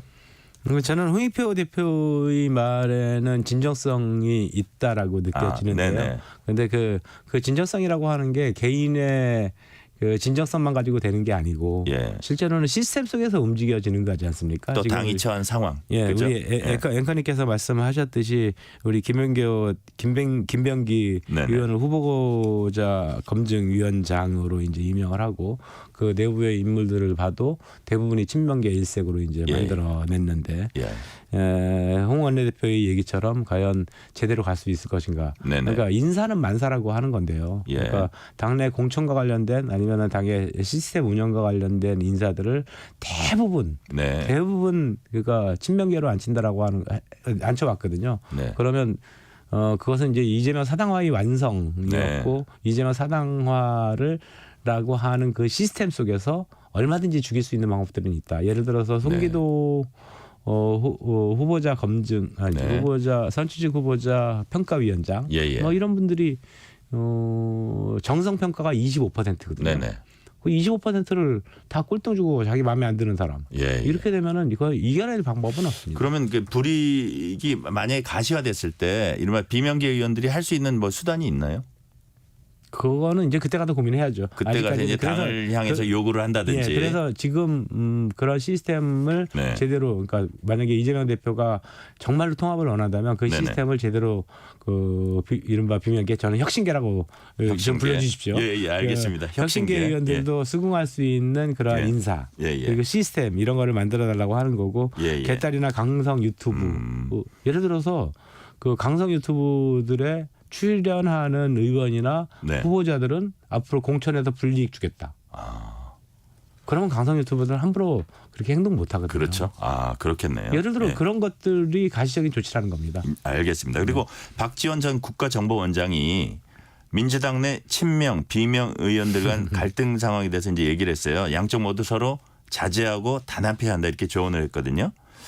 이 같은 박 전 원장이 양비론에 대해 의원님이 강하게 또 비판을 하셨더라고요. 뭐 서로 양보하며 자제하자 이런 건데 뭐가 문제죠? 그러니까 언뜻 보면 양비론이라고 하는 게 굉장히 그럴싸해 보이는데요. 네네. 그러니까 우리 박지원 전 원장님께서는 정치 구단이다 김대중 대통령을 모신 분이시고요. 네네. 가장 오랫동안 김대중 대통령의 정치 철학을 실천해 오신 분이라고 저는 단언할 수 있습니다. 네. 그런데 대한민국의 지금 현재 이 정치의 전체적인 문제, 네. 아까 제가 지금 처음에 말씀드렸던 뭐 양극화된 혐오 정치의 문제 이런 거에 대해서는 완전히 눈 감으시고 눈 감았다. 예. 예. 그리고 너도 잘못했고 너도 잘못했다 이렇게 말씀하시는 것이 과연 맞나? 이제는 그 대한민국의 근본적 정치 문제 그리고 민주당이 근본적으로 해결해야 될 정치적 과제들 좀 아픈 부분이 있으면 제대로 그렇죠. 얘기해야 된다. 예, 그런 것들을 해주시는 게 네. 김대중 정신을 올바로 실천하시는 길 아닌가라고 해서 네네. 한번 말씀드렸습니다. 그러니까 정치 평론가 하시면 안 되죠. 예. 평론가가 아니고 책임 있는 그 당의 원로로서 문제를 근본적으로 해결하는데 이렇게 나서 주십사 뭐 네, 이런 말로 그런 충정이었습니다. 예, 알겠습니다. 일부 언론에서 조추송 리스크라는 표현을 씁니다. 조국, 추미애, 송영길. 이분들이 이제 출마 움직임이 있어요. 그 총선에 미칠 영향 이런 측면에서 어떻게 보세요? 개인들은 하고 싶으시겠지만 총선에는 굉장히 악영향이겠죠. 네네. 뭐 조국 장관은 결국에는 우리가 지난 대선 때 예. 그 공정이라고 하는 가치를 예. 그 윤석열 대통령 후보한테 뺏기게 된 원인과 단초를 제공했고 네네. 추미애 전 장관님께서는 지난번 그 윤석열 그 검찰총장과의 끊임없는 그 논쟁 네네. 갈등 속에서 윤석열 대통령을 오히려 키워주는 데 역할을 했고요. 네네. 송영길 대표는 최근에 보여주는 행보가 진짜 우리 386 그 대표 정치인으로서 저런 용어를 써도 돼? 저렇게 혐오 정치를 해도 최근에 한동훈 장관한테 어린 놈 이 막말했죠. 후지다 뭐 등등 이런 표현들이 막 나오는데 그런 것들은 진짜 정치인으로서는 해야 되지 말아야 될 역할 아닌가 싶고 네네. 오히려 본인의 개인의 문제만이라를 떠나서 우리 뭐 586이라도 해도 좋고 386이라도 해도 좋은데요. 네네. 그 정치인들 전체를 몰락시키고 있는 그 정치인이라는 집단 전체를 꼭 여야를 가리지 않고요. 그렇죠. 예. 그리고 정치인 전체도 그렇지만 특히 586, 386 정치인을 몰락시키고 있는 그러한 모습을 보이고 있는 거 아닌가 싶습니다. 그래서 매우 안타깝습니다. 근데 그런 거는 본인의 개인적인 어떤 이유에서 그런다고 아마 뭐 생각이 되는데요. 네. 예. 그리고 이제 최근에 민주당이 검찰을 전방위적으로 압박을 하고 있어요. 그 검사 신상 공개 뭐 좌표찍기라고 저쪽에서 이제 비난을 하는데 검사 탄핵 추진 이 와중에 이제 검찰총장 탄핵 논의 번복 해프닝까지 벌어졌습니다. 여당에서는 이게 검찰 수사 방해는 물론이고 더 나아가서 사법 시스템을 위협하는 반민주적 행태다 이렇게 비난합니다. 어떻게 평가하세요? 저는 지난번 이제 의총에서 탄핵 결의를 할 때 이제 이틀에 걸쳐서 했거든요. 첫날은 좀 논쟁이 좀 심했었습니다. 네. 당시 이제 이동관 방통위원장에 대해서는 논쟁이 없었고요. 네. 그 언론 자유를 지켜내야 된다라고 하는 이러한 생각 때문에 그거에 대해서는 거의 만장일치, 네네. 거의 이견이 없었는데 네. 검찰에 대해서 검사에 대한 탄핵은 이견들이 많았고, 그런데 이제 둘째 날 그래서 첫째 날 결정하지 못하고 둘째 날까지 가서 거기서도 일부 이견이 있었는데요. 그러니까 뭐 대세적인 흐름이 그냥 그래 저렇게 가나 보다라고 해서 강력 반발이라고 하는 것들이 이제 좀 안 나왔었고요. 예. 근데 아마 검찰총장 탄핵 얘기 이런 것들이 나오는 거는 진짜 민주당 저러다가 양치기 소년 되는 거 아니야? 뭐 뻑하면 탄핵이고 그리고 예. 탄핵이라고 하는 거에 효용성도 사라지는 그런 정치적 원래 그걸 써야 될 때가 진짜 그렇죠. 있을 수도 있는데 그런 정치적 효용성도 사라지는 일 아니야라고 한 이런 생각이 들고요. 네네. 개딸 등 강성 팬덤들은 굉장히 환호하겠지만 이탈민주당이나 네. 아니 중도층을 견인하는 데는 오히려 실패할 것이다라고 보여지고 네네. 특히나 이번에 그 탄핵 명단에 들어있는 수원지검의 이정석 검사 예. 이거는 이재명 대표를 수사하고 있는 검사여서 그렇죠. 예. 그냥 국민들이 볼 때는 이거 저거 방탄 탄핵이구나. 너무 빤히 보인다. 예. 예. 이렇게 이제 느낄 수뿐이 없는. 그리고 특히 예, 이정섭이라고 하는 이름도 국민들이 모를 겁니다. 저 처음 알았죠. 저도 그날 처음 들었거든요. 그런데 그 정도로 공론화가 안 돼 있는 상태에서 탄핵을 한다 그러면 어리둥절했을 뿐이었고 그러니까 결국 방탄 탄핵이라고 하는 그 여당의 공세가 먹힐 수뿐이 없는 그렇군요. 이런 일일 것 같습니다. 잘 알겠습니다. 지금까지 민주당 혁신계 이원욱 의원님과 말씀 나눴습니다. 감사합니다. 네, 그리고 내일이 수능일인데요. 우리 시청자 여러분, 자녀를 둔 학부모 수험생을 자녀를 둔 시청자 여러분 시험 잘 보십시오. 네, 고맙습니다. 감사합니다.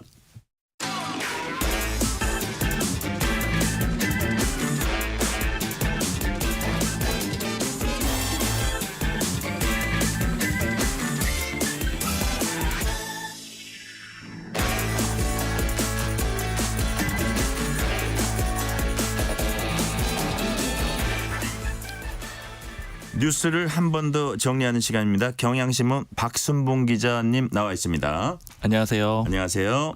내년 4월 총선을 앞두고 신당 창당이 이어지고 있어요. 이준석 전 대표 신당 창당도 정치권의 주요 관심사인데 앞선 제3정당의 역사 짚어보겠습니다. 시작은 어느 정당인가요?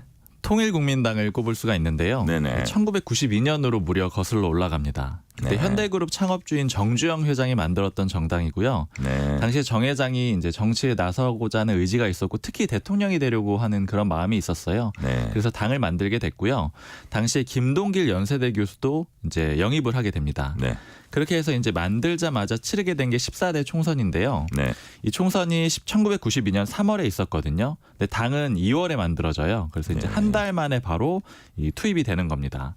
근데 결과는 무려 31석을 확보를 하게 돼요. 네, 31석. 네, 30석이 넘는 의석을 확보한 제3정당의 시초가 되는 거고요. 예. 사실 이제 좀 이따가 짚어보겠지만 안철수 의원이 주도했던 국민의당 제외하고는 3정당이 이 정도의 의석수를 없어요. 확보한 적은 예, 전혀 예, 없습니다. 예, 거의 예. 다 한 자릿수거든요. 네. 지금이나 그때나 역시 그때 이제 양당 체제였거든요. 네. 보수 계열이 민주자유당이었고요. 그러니까 노태우 총재 시절이었습니다. 네네. 그리고 진보 계열이 민주당, 이제 김대중, 이기택 공동대표 체제였는데 여기서 3정당이 나서가지고 유의미한 의석수를 확보하게 된 겁니다. 근데 그렇지만 그 역사는 오래가진 않았어요. 그러니까 그해 말에 있었던 1992년 12월에 대선에 나서거든요. 정주영 네네. 후보가요. 근데 역시 패배를 하게 됩니다. 그리고 이후에 김영삼 정부가 들어서게 되는데 현대그룹은 그 이후에 검찰 수사랑 세무조사를 받게 돼요. 네네. 일종의 좀 정권의 압박으로 해석이 되던 그런 시절이었습니다. 그렇죠. 그래서 결국 정주영 회장은 의원직 사퇴하고 정계 은퇴하고요. 네. 그리고 다른 의원들한테도 좀 나가달라 이렇게 좀 촉구를 하게 됩니다. 그래서 당사까지 폐쇄를 하게 돼요. 그러면서 결국에는 2년 반 만에 통일국민당은 이제 역사 속으로 사라지게 됩니다. 그렇게 됐군요.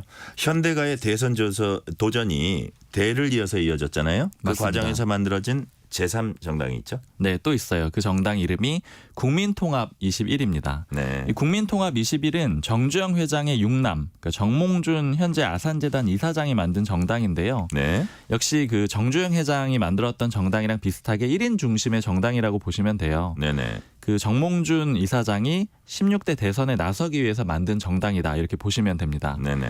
2002년 11월에 창당을 했거든요. 네. 그리고 2002년 12월 19일 16대 대선이었는데 여기에 출마를 하게 됩니다. 그러니까 좀 그림이 비슷해요. 아까 이 통일국민당 같은 경우에는 총선 한 달 전에 만들어져 가지고 총선에 나가게 되잖아요. 네. 요거는 국민통합 21은 대선 한 달 전에 또 만들어져서 대선에 출마하는 그런 상황이 됩니다. 예. 근데 이 2002년 16대 대선이 노무현 전 대통령 당선되던 대선이었잖아요. 네네. 그때 이제 후보 단일화를 합의를 했다가 투표 전날에 지지 철회를 하게 됩니다. 이거 기억하시는 분들 많을 기억하죠. 거예요. 예, 기억하죠. 그런데 결과적으로는 또 노무현 전 대통령이 당선이 되잖아요. 네. 그러다 보니까 당세가 급격히 꺾이게 됩니다. 그리고 이 판단에 대해서 당 내부에 이제 논란도 생기게 되고요. 네. 그러다 보니까 결국에는 정몽준 대표가 물러나게 되고요. 그리고 2004년에 2년 뒤죠. 17대 총선을 치르게 되는데 이 정몽준 이사장 혼자서만 당선이 돼요. 그러니까 의석수는 결국 한 석에 불과했고 이후에 2004년 5월 달에 해산을 하게 됩니다. 역시 그 역사가 2년도 안 돼서 사라지게 됩니다. 그렇게 됐군요.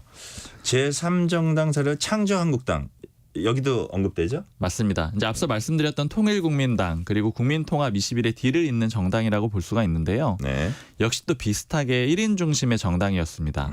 그 중심은 문국현 전 유한킴벌리 사장인데 네. 좀 기억하시는 분들 꽤 있으실 거예요. 당시에는 좀 선풍적인 인기를 끌었었거든요. 그러니까 좀 새로운 이미지가 있었고 또 청렴하고 성실하다 이런 이미지를 내세워서 이제 주목을 많이 받았고 그러면서 정당도 창당을 하게 됩니다. 이 문국현 전 사장이 이제 이 만들면서는 주목을 많이 받고 인기가 있었는데 끝은 굉장히 좀 아쉬웠어요. 왜냐하면 17대 대선에서 문국현 후보가 출마를 해가지고 얻은 득표율이 5.8%입니다. 5.8%. 네, 4위에 그쳤고요. 3위도 못했던 거죠. 당시가 그 이명박 전 대통령이 당선됐던 그 대선이었거든요. 근데 당시 상황을 보면 민주당이 그 전신이 이제 2개가 있었는데 쪼개져 있는 그런 상황이었어요. 대통합 민주신당하고 민주당으로 쪼개져 있었는데 이런 상황이다 보니까 4위를 하게 되고 그다음에 중도를 내세웠지만 결국에는 뭐 득표율이 5.8%에 그쳤습니다. 그리고 이후에 18대 총선에서도 여전히 활동을 하는데 이 문국현 대표가 그 서울 은평을에 출마를 하게 되거든요. 근데 여기에 이제 이명박 대통령이 당선됐던 대선이 전에 있었다라고 말씀드렸잖아요. 그렇죠. 근데 여기에 이 지역구에 원래 친이계의 이재호 의원이 이제 하고 있었던 그 지역구예요. 은평을인데 여기서는 이깁니다. 문국현 대표가. 그러니까 이거는 굉장히 좀 이례적으로 이제 굉장히 좀 선전을 했다라고 볼 수가 있는데 문제는 다른 지역구 의석은 전혀 확보를 못 하고요. 그다음에 비례대표 의석을 총 2석을 얻게 돼요. 그래서 이제 총선에서는 3석을 얻는 정당에 그치게 됩니다. 그렇군요. 그런데 문제는 문국현 의원이 이후에 공천헌금 사건으로 의원직을 상실하게 되면서 사실상 창조한국당은 몰락의 길을 걷게 됩니다. 그다음에 그 주목할 정당이 국민의당이죠. 맞습니다. 제3정당 역사에서 가장 큰 성을 거뒀다. 이렇게 볼 수 있겠죠? 맞습니다. 그리고 또 최근까지 기억하시는 분들도 많으실 것 같고요. 국민의당은 더불어민주당 전신인 새정치민주연합에서 안철수 의원이 탈당하면서 만들어진 그런 정당입니다. 2015년 12월에 이 안철수 의원이 탈당을 하게 되고요. 그렇죠. 그다음에 2016년 초에 1월에 김한길 지금 현재는 국민통합위원장 맡고 있잖아요. 민주당 탈당해서 합류를 하게 됩니다. 그러니까 이외에도 호남 쪽에 인사들이 대거 합류를 하거든요. 뭐 예를 들어서 천정배 전 장관, 또 박주선 전 국회 부의장, 그리고 또 대표적으로 박지원 전 국정원장 이런 인물들이 다 합류를 하게 되면서 그러니까 안철수라는 인물에다가 호남 지역이라는 기반 이렇게 겹쳐지게 되는 그런 정당이 만들어지게 되는 거예요. 시간이 좀 많지 않아서 이게 그 총선에서 어떤 성과를 거뒀죠? 그때 38석을 얻게 됩니다. 이게 굉장히 많은 숫자인데 일단 정당 득표율이 굉장히 높았어요. 득표율이 26.7%가 나왔는데 이게 민주당의 25.5%보다 높았습니다. 그렇군요. 정당 득표율로는 2위를 한 거예요. 그래서 총 38석을 얻게 되고 3정당 중에는 가장 큰 성공을 거뒀는데 그때 기세는 대단했어요. 맞아요. 그런데 결과적으로 또 어떻게 됐죠? 결국에는 계속 당세가 약화됐고요. 특히 나중에는 이제 바른정당하고 합당을 하게 되잖아요. 그러니까 이런 과정에서 호남 쪽의 인사들이 많이 빠지게 돼요. 빠져가지고 민주평화당을 또 만들게 되는데 이러면서 당세가 거의 꺾이게 됩니다. 그렇군요. 그리고 드디어 이제 내년 총선을 앞두고 다시 제3정당이 꿈틀거리는 그런 상황이 됐어요. 어떻게 전망하십니까? 지금 뭐 다양한 정당들이 있는데 일단 가장 구심점은 이준석 신당이 만들어지느냐 아니냐 이게 가장 중요할 것 같아요. 이 정당이 만들어지게 되면은 지금 나와 있는 금태섭 신당, 양양자 신당 그리고 혹시 나올 수 있는 유승민 신당 이런 것들이 이제 결집할 수 있는 일종의 구심점이 될 수가 있거든요. 그렇죠. 그런데 이제 아직까지는 이준석 전 대표가 확정을 한 상태는 아니고 12월 말까지 국민의힘의 상황을 보겠다라고 한 상태라서 향후를 좀 지켜봐야 될 것 같습니다. 그렇군요. 지금까지 경향신문의 박순봉 기자였습니다. 2부는 여기서 마치고 이어지는 3부에서는 마약 스캔들의 역사를 살펴보고 사회적 대화에 복귀한 한국노총의 향후 계획 들어봅니다.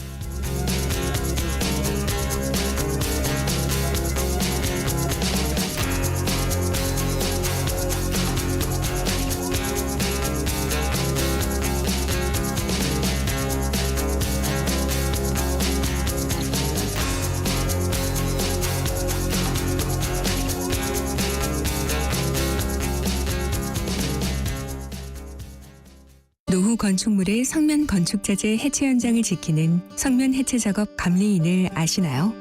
성면을 흡입하면 암 등의 질병이 생길 수 있는 만큼 성면 건축자재 해체 시 감리인이 관리 감독하며 성면이 흩날리지 않도록 작업의 안전성을 높입니다.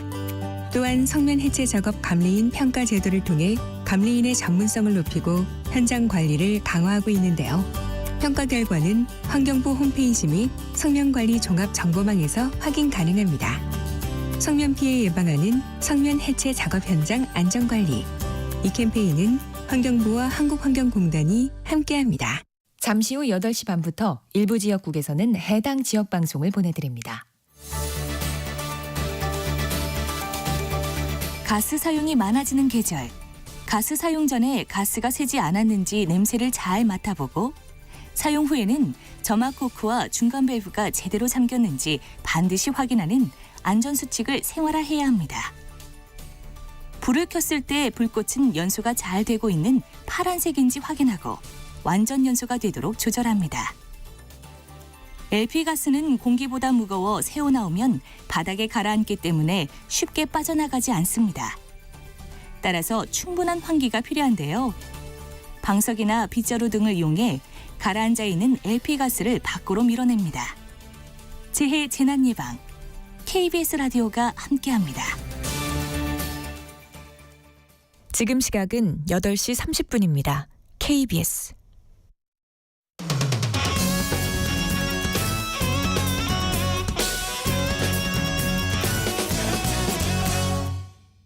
특집 KBS 1라디오 오늘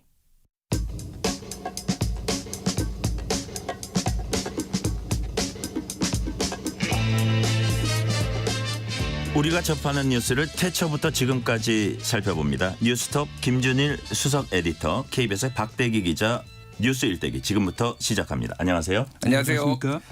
뉴스 일대기 오늘은 마약 논란 일대기 짚어보겠습니다. 마약 투약 혐의를 받고 있는 배우 이선균 씨와 가수 지드래곤은 현재까지의 검사 결과에서 마약 음성 판정을 받았죠.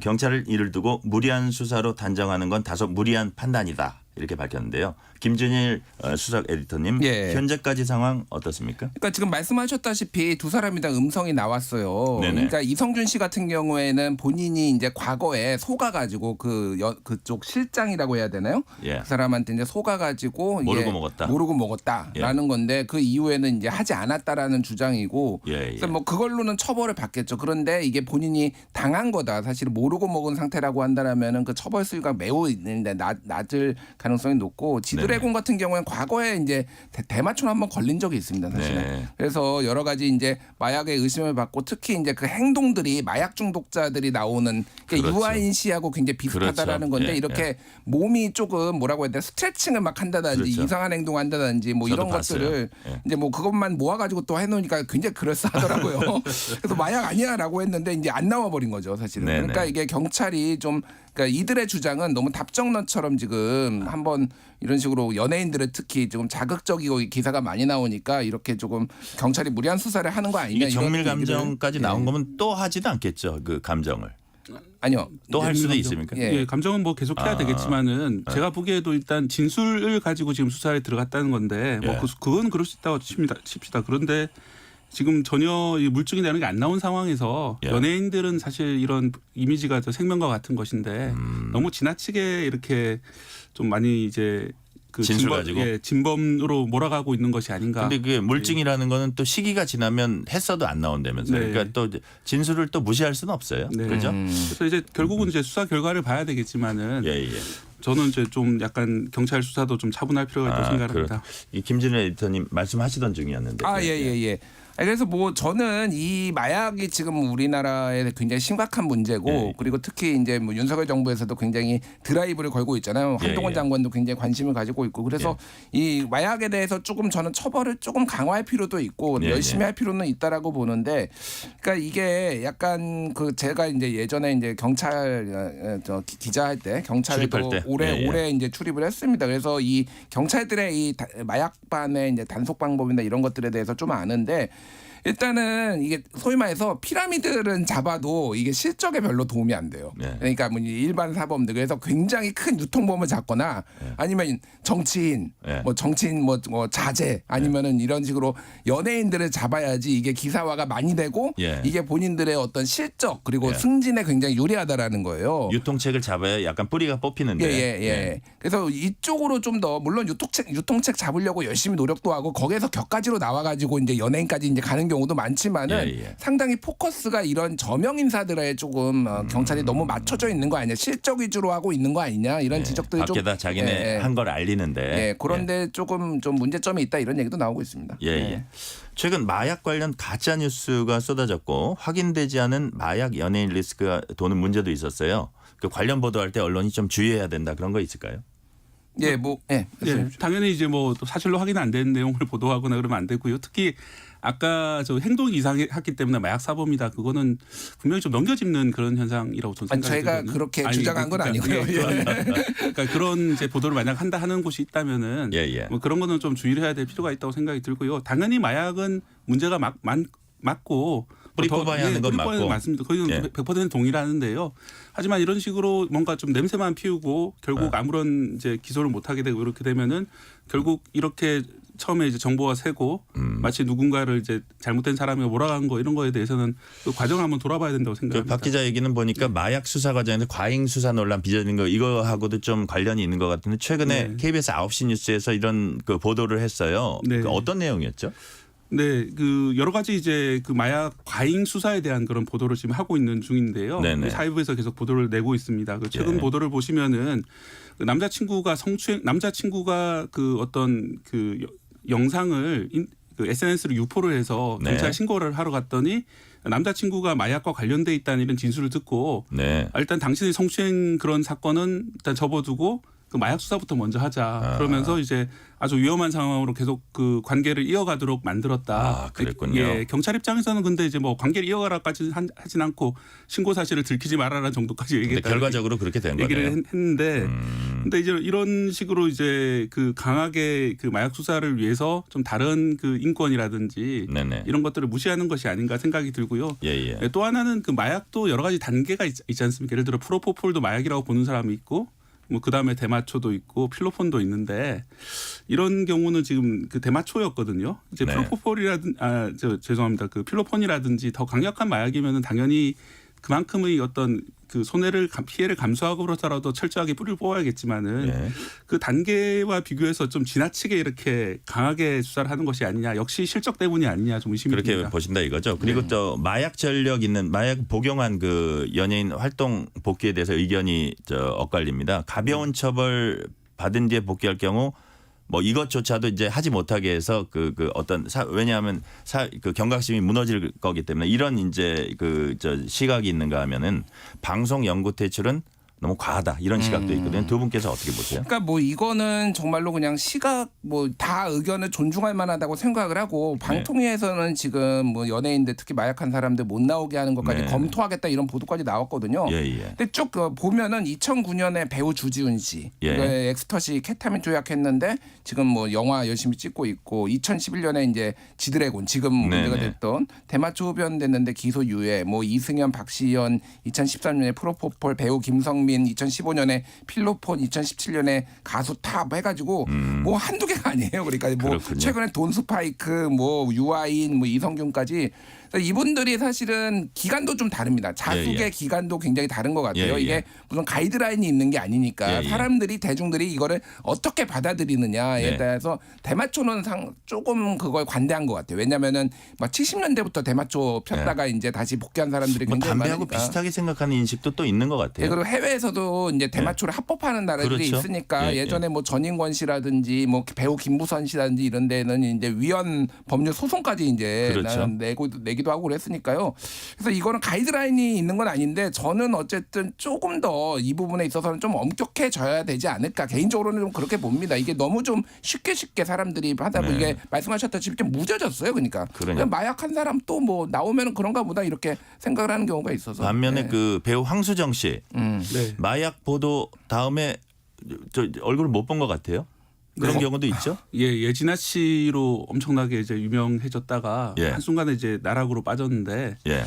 뭐 개인적으로는 참 안타깝습니다만 사실은 이제 저도 이런 특히 이제 필로폰 같은 그런 종류의 마약에 대해서는 네네. 엄격하게 방송 출연을 좀 더 제한하는 것이 맞다라고 생각이 들고요. 네.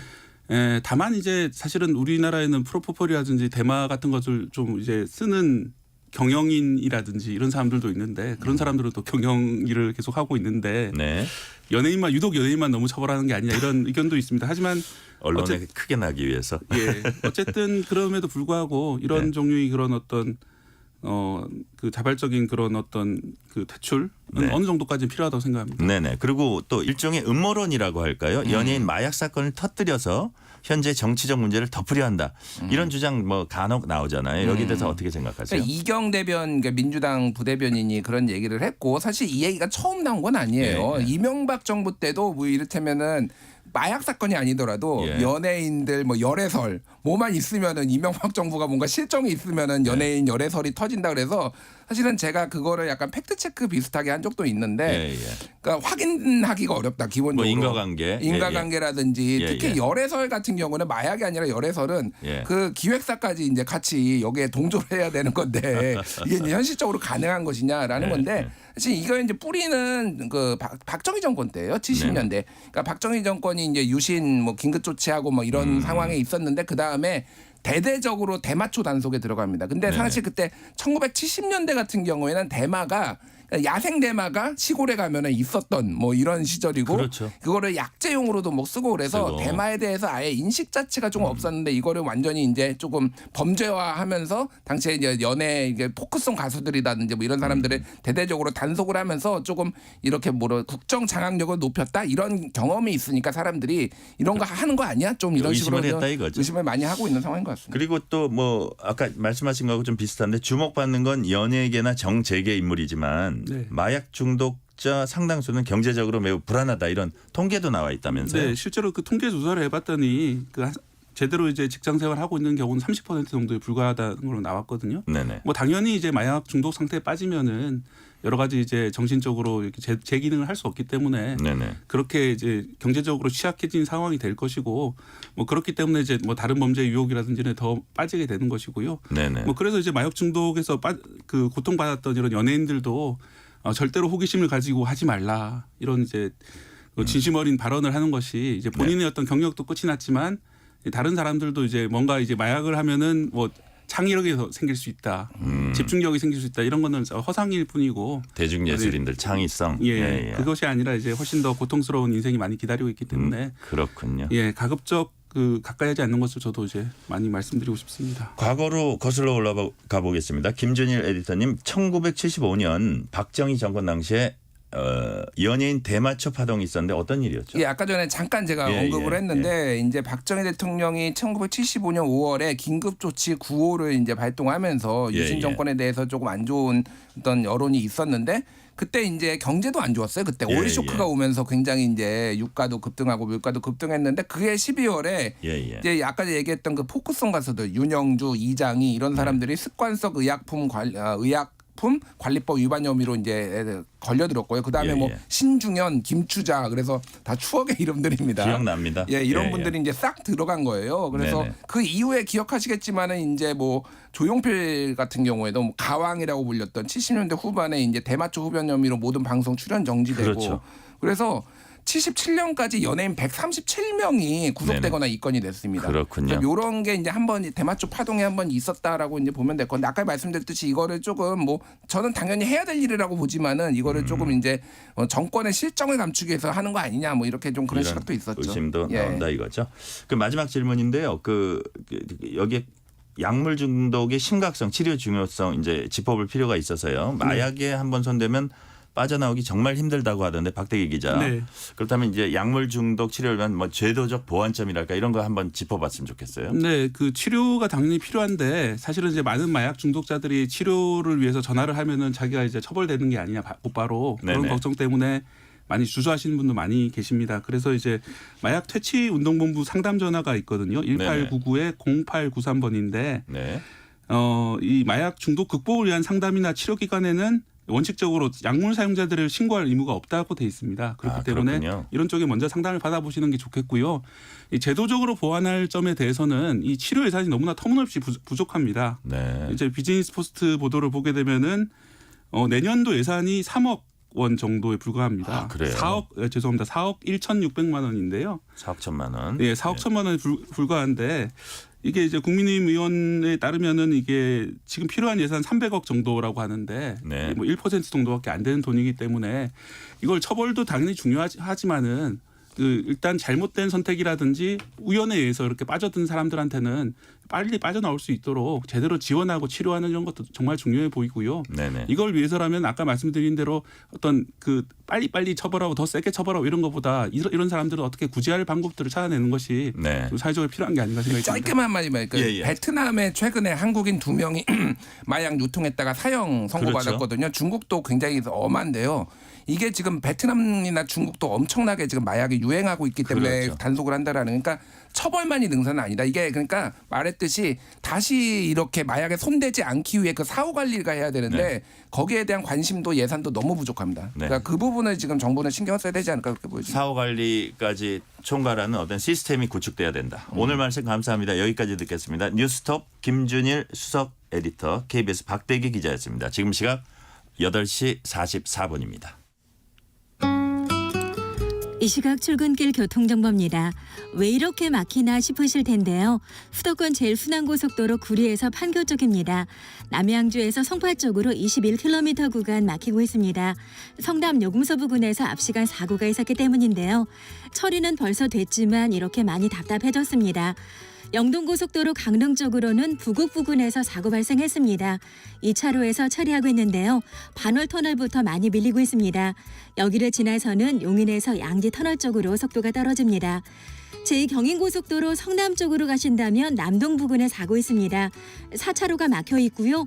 하객 분기점부터 여파를 크게 받고 있습니다.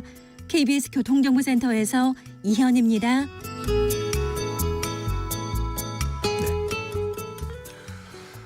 한국노총이 지난 13일 사회적 대화에 복귀할 뜻을 밝혔습니다. 강대강 대치가 이어지는 노정 갈등이 풀릴 계기가 될지 한국노총 류기섭 사무총장 나오셨습니다. 총장님 안녕하세요. 안녕하세요. 류기섭입니다. 네.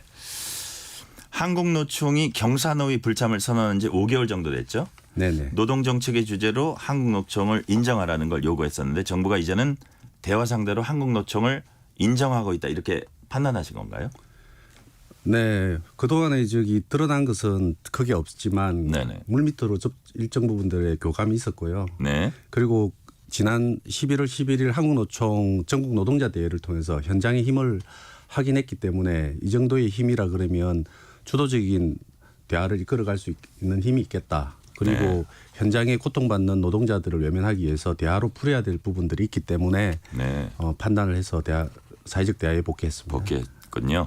그 김문수 경사노위 위원장이 그 한국노총 지역본부 행사에 참여하기도 했다는데 이런 것도 뭐 관계 개선에 약간은 도움이 됐나요? 뭐 의도된 상황은 아닌 걸로 알고 있고요. 일반적인 행사 참여기는 했지만 그리고 김문수 위원장님 그동안에 어쨌든 대화를 풀어보고자 했던 노력에 대해서는 폄하하고 싶은 생각은 없습니다. 아 그렇군요. 예. 그리고 이게 한국노총이 지난달에 전격적으로 노조 회계 공시에 참여를 했어요. 그래서 이제 노정 갈등이 완화되는 건 아닌가 하는 관측도 나왔었는데 정부의 회계 공시 요구를 수용하겠다 이렇게 밝힌 이유는 뭡니까? 네, 아직도 한국노총의 입장은 노동조합에게 의무 없는 일을 행하게 하고 있다 이렇게 생각하고 있고요. 관련된 사항은 법적 검토를 받기 위해서 오늘 또 헌법재판소 앞에서 헌법소원 기자회견이 예정돼 있습니다. 다만 그 회계 공시가 과거로부터 현 정부에 이르기까지 노동조합에 대한 부패 이미지나 이런 부분들이 계속 공격적으로 받고 있는 상황이고 그리고 우리 노동조합도 투명한 조직이다라는 부분을 알림과 동시에 그리고 현장의 노동자들이 내년에 받게 될 피해나 이런 부분들을 감안해서 결정하게 되었습니다. 아 그렇군요. 어떤 실리적인 측면도 또 있다는 말씀이시네요. 네네. 그렇죠? 많은 부분들이 현장에서 관련된 요구 사항이나 이런 부분들 있었고 우리가 부패하지 않았는데 왜 그러한 부분들에 대해서 하지 않냐 뭐 이런 부분들도 가만히 됐다고 생각합니다. 그렇죠. 그럼에도 불구하고 이제 노동계에서 민주노총이 이제 주로 그런 얘기를 하고 있는데 노란봉투법 이런 그 현안에 대해서 이제 정부로부터 약속이나 이런 그 받지 못한 채 한국노총이 너무 일찍 사회적 복귀 선언했다 이런 또 지적도 나오거든요. 아, 네. 노란봉투법 또 별개의 문제인가요? 이거는 굉장히 이슈 사항이기도 하고요. 굉장히 중요한 사항이기도 합니다. 다만 다시 되묻고 싶다 그러면 사회적 대화 복귀를 안 하고 버티면 과연 이게 공포가 됐을까요? 그래서 아직까지 한국노총은 지속적으로 당일날 아침에도 기자회견을 통해서 조속한 공포를 요청을 했고요. 관련된 사항은 중요한 사항이고 아직까지 하청 노동자들이 핍박받는 부분이 많기 때문에 이와 관련된 부분들은 다양한 수단을 통해서 압박과 그런 게 해나갈 생각입니다. 다만 사회적 대화 복귀 때문에 이 부분이 약화되지 않을까 이렇게 생각하는데 사회적 대화 복귀가 결코 굴복에 의해서 한 것이 아니라 대화와 투쟁은 병행되어야 되기도 하고 원래 얻기로 한 요구를 또 관철시키기 위한 그 수단이기도 하다는 말씀이네요. 네네 그렇습니다. 네. 그럼 이제 사회적 대화 복귀 선언하면은 바로 대화 테이블 꾸며진다고 봐도 되나요? 일단은 관련된 사항들을 논의를 시작했으니까요. 조만간에 이제 실무진들과 관련된 사항들을 정리해 나가서 관련된 사항들 정리할 행정적인 사항들 정리할 예정입니다. 네. 어제는 그 한국노총 경사노의 실무자 이제 비공식 만남이 있었다고 하던데 뭐 대화는 잘 되고 있습니까? 네, 뭐 일반적인 입장 표명 환영하고 뭐 이런 부분들에 대해서는 얘기를 들었고요. 뭐 직접적인 의제로 본격적으로 논의했다 이건 아닌가요? 네네 그런 건 오랜만에 아니고, 상겼네. 틀과 그리고 앞으로의 진행과 관련된 좀 큰 틀에서의 논의. 큰 틀에서 논의가 있었군요. 그런 부분들만 좀 있었습니다. 아 그렇군요. 그리고 김문수 경사노위위원장이 조만간 노사정 사자 대표 간담회 열겠다 했는데 뭐 언제쯤 열릴 수 있을까요?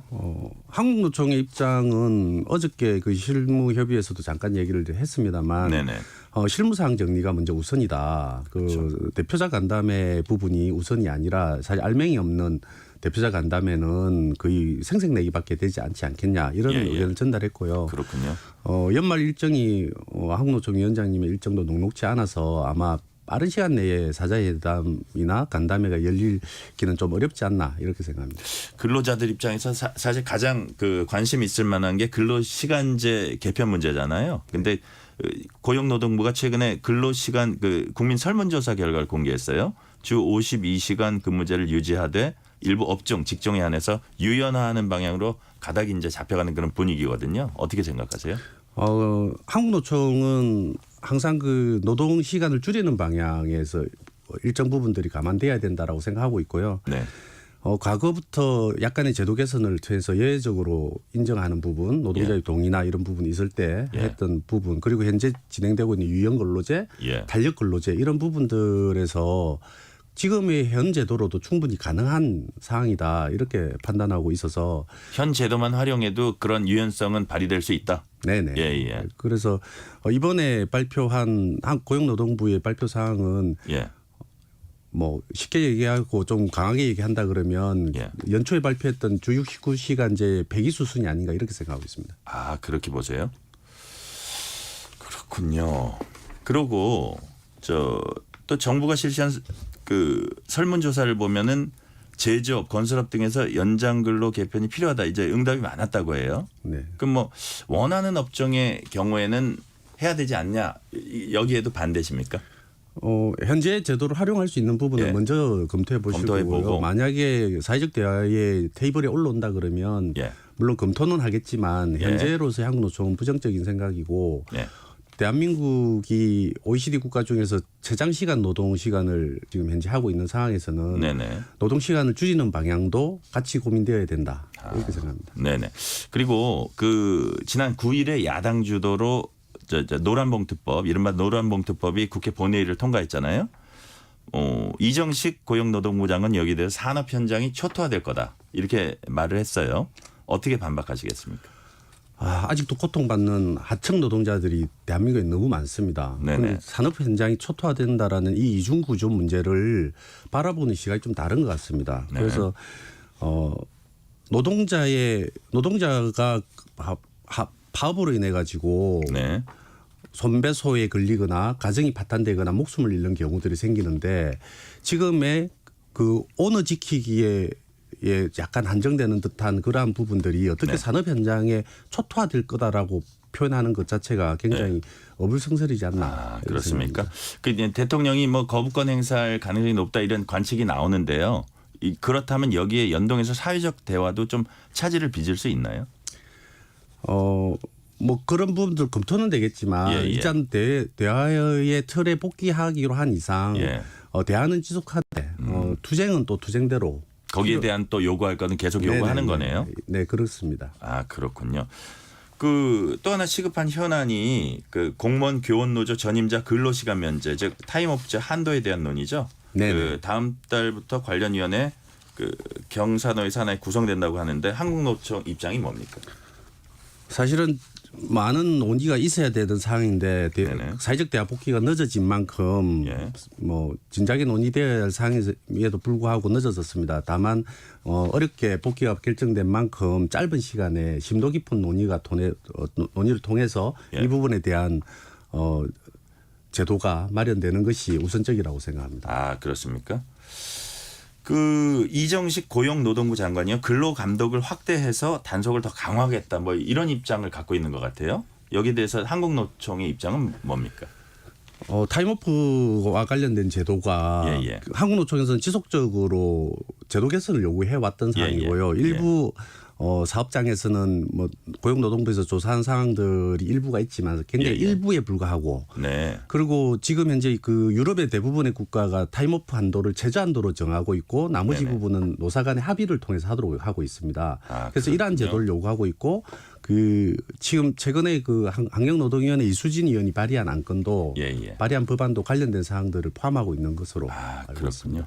마지막으로 이제 조금 짧게 조만간 그 사회적 대화를 통해서 만날 정부 재개 이게 당부하고 싶으신 말씀이 있을 것 같아요. 어떤 말씀을 좀 당부하고 싶으세요? 중간에도 제가 지속적으로 얘기를 했지만 사실 그 대한민국에는 핍박받는 노동자들이 많고 조직화된 노동자들은 법의 보호를 받는 부분이 있지만 그렇지 않는 노동자들이 더 많다라는 부분들을 충분히 인지해 주시고 법의 사각지대에 있는 서러움이 많고 핍박받는 노동자들에 대한 예를 들면 근로기준법의 5인 미만 적용이라든지 플랫폼 프리랜서 노동자들에 대한 제도권 진입 이런 부분들까지도 좀 포괄적으로 이렇게 고민하고 제도 개선에 나서 주시기를 당부드린다 이렇게 얘기 드리겠습니다. 잘 알겠습니다. 여기까지 말씀 듣겠습니다. 한국노총 류기섭 사무총장이었습니다. 고맙습니다. 감사합니다. 박민 KBS 사장이 취임 이틀째인 어제 대국민 사과 기자회견을 열었습니다. 공영방송이 공정성을 훼손해서 국민의 신뢰를 잃었다며 고개를 숙이고 파괴적 혁신으로 거듭나겠다고 다짐했습니다. 공영방송이 더 이상 특정 정파의 이익을 대변하는 도구, 놀이터가 돼서는 안 됩니다. 뼈를 깎는 노력으로 변해야만 다시 국민의 품으로 돌아올 수 있을 것입니다. 11월 15일 특집 KBS 1라디오 오늘 여기서 마칩니다. 지금까지 진행의 전종철입니다. 감사합니다.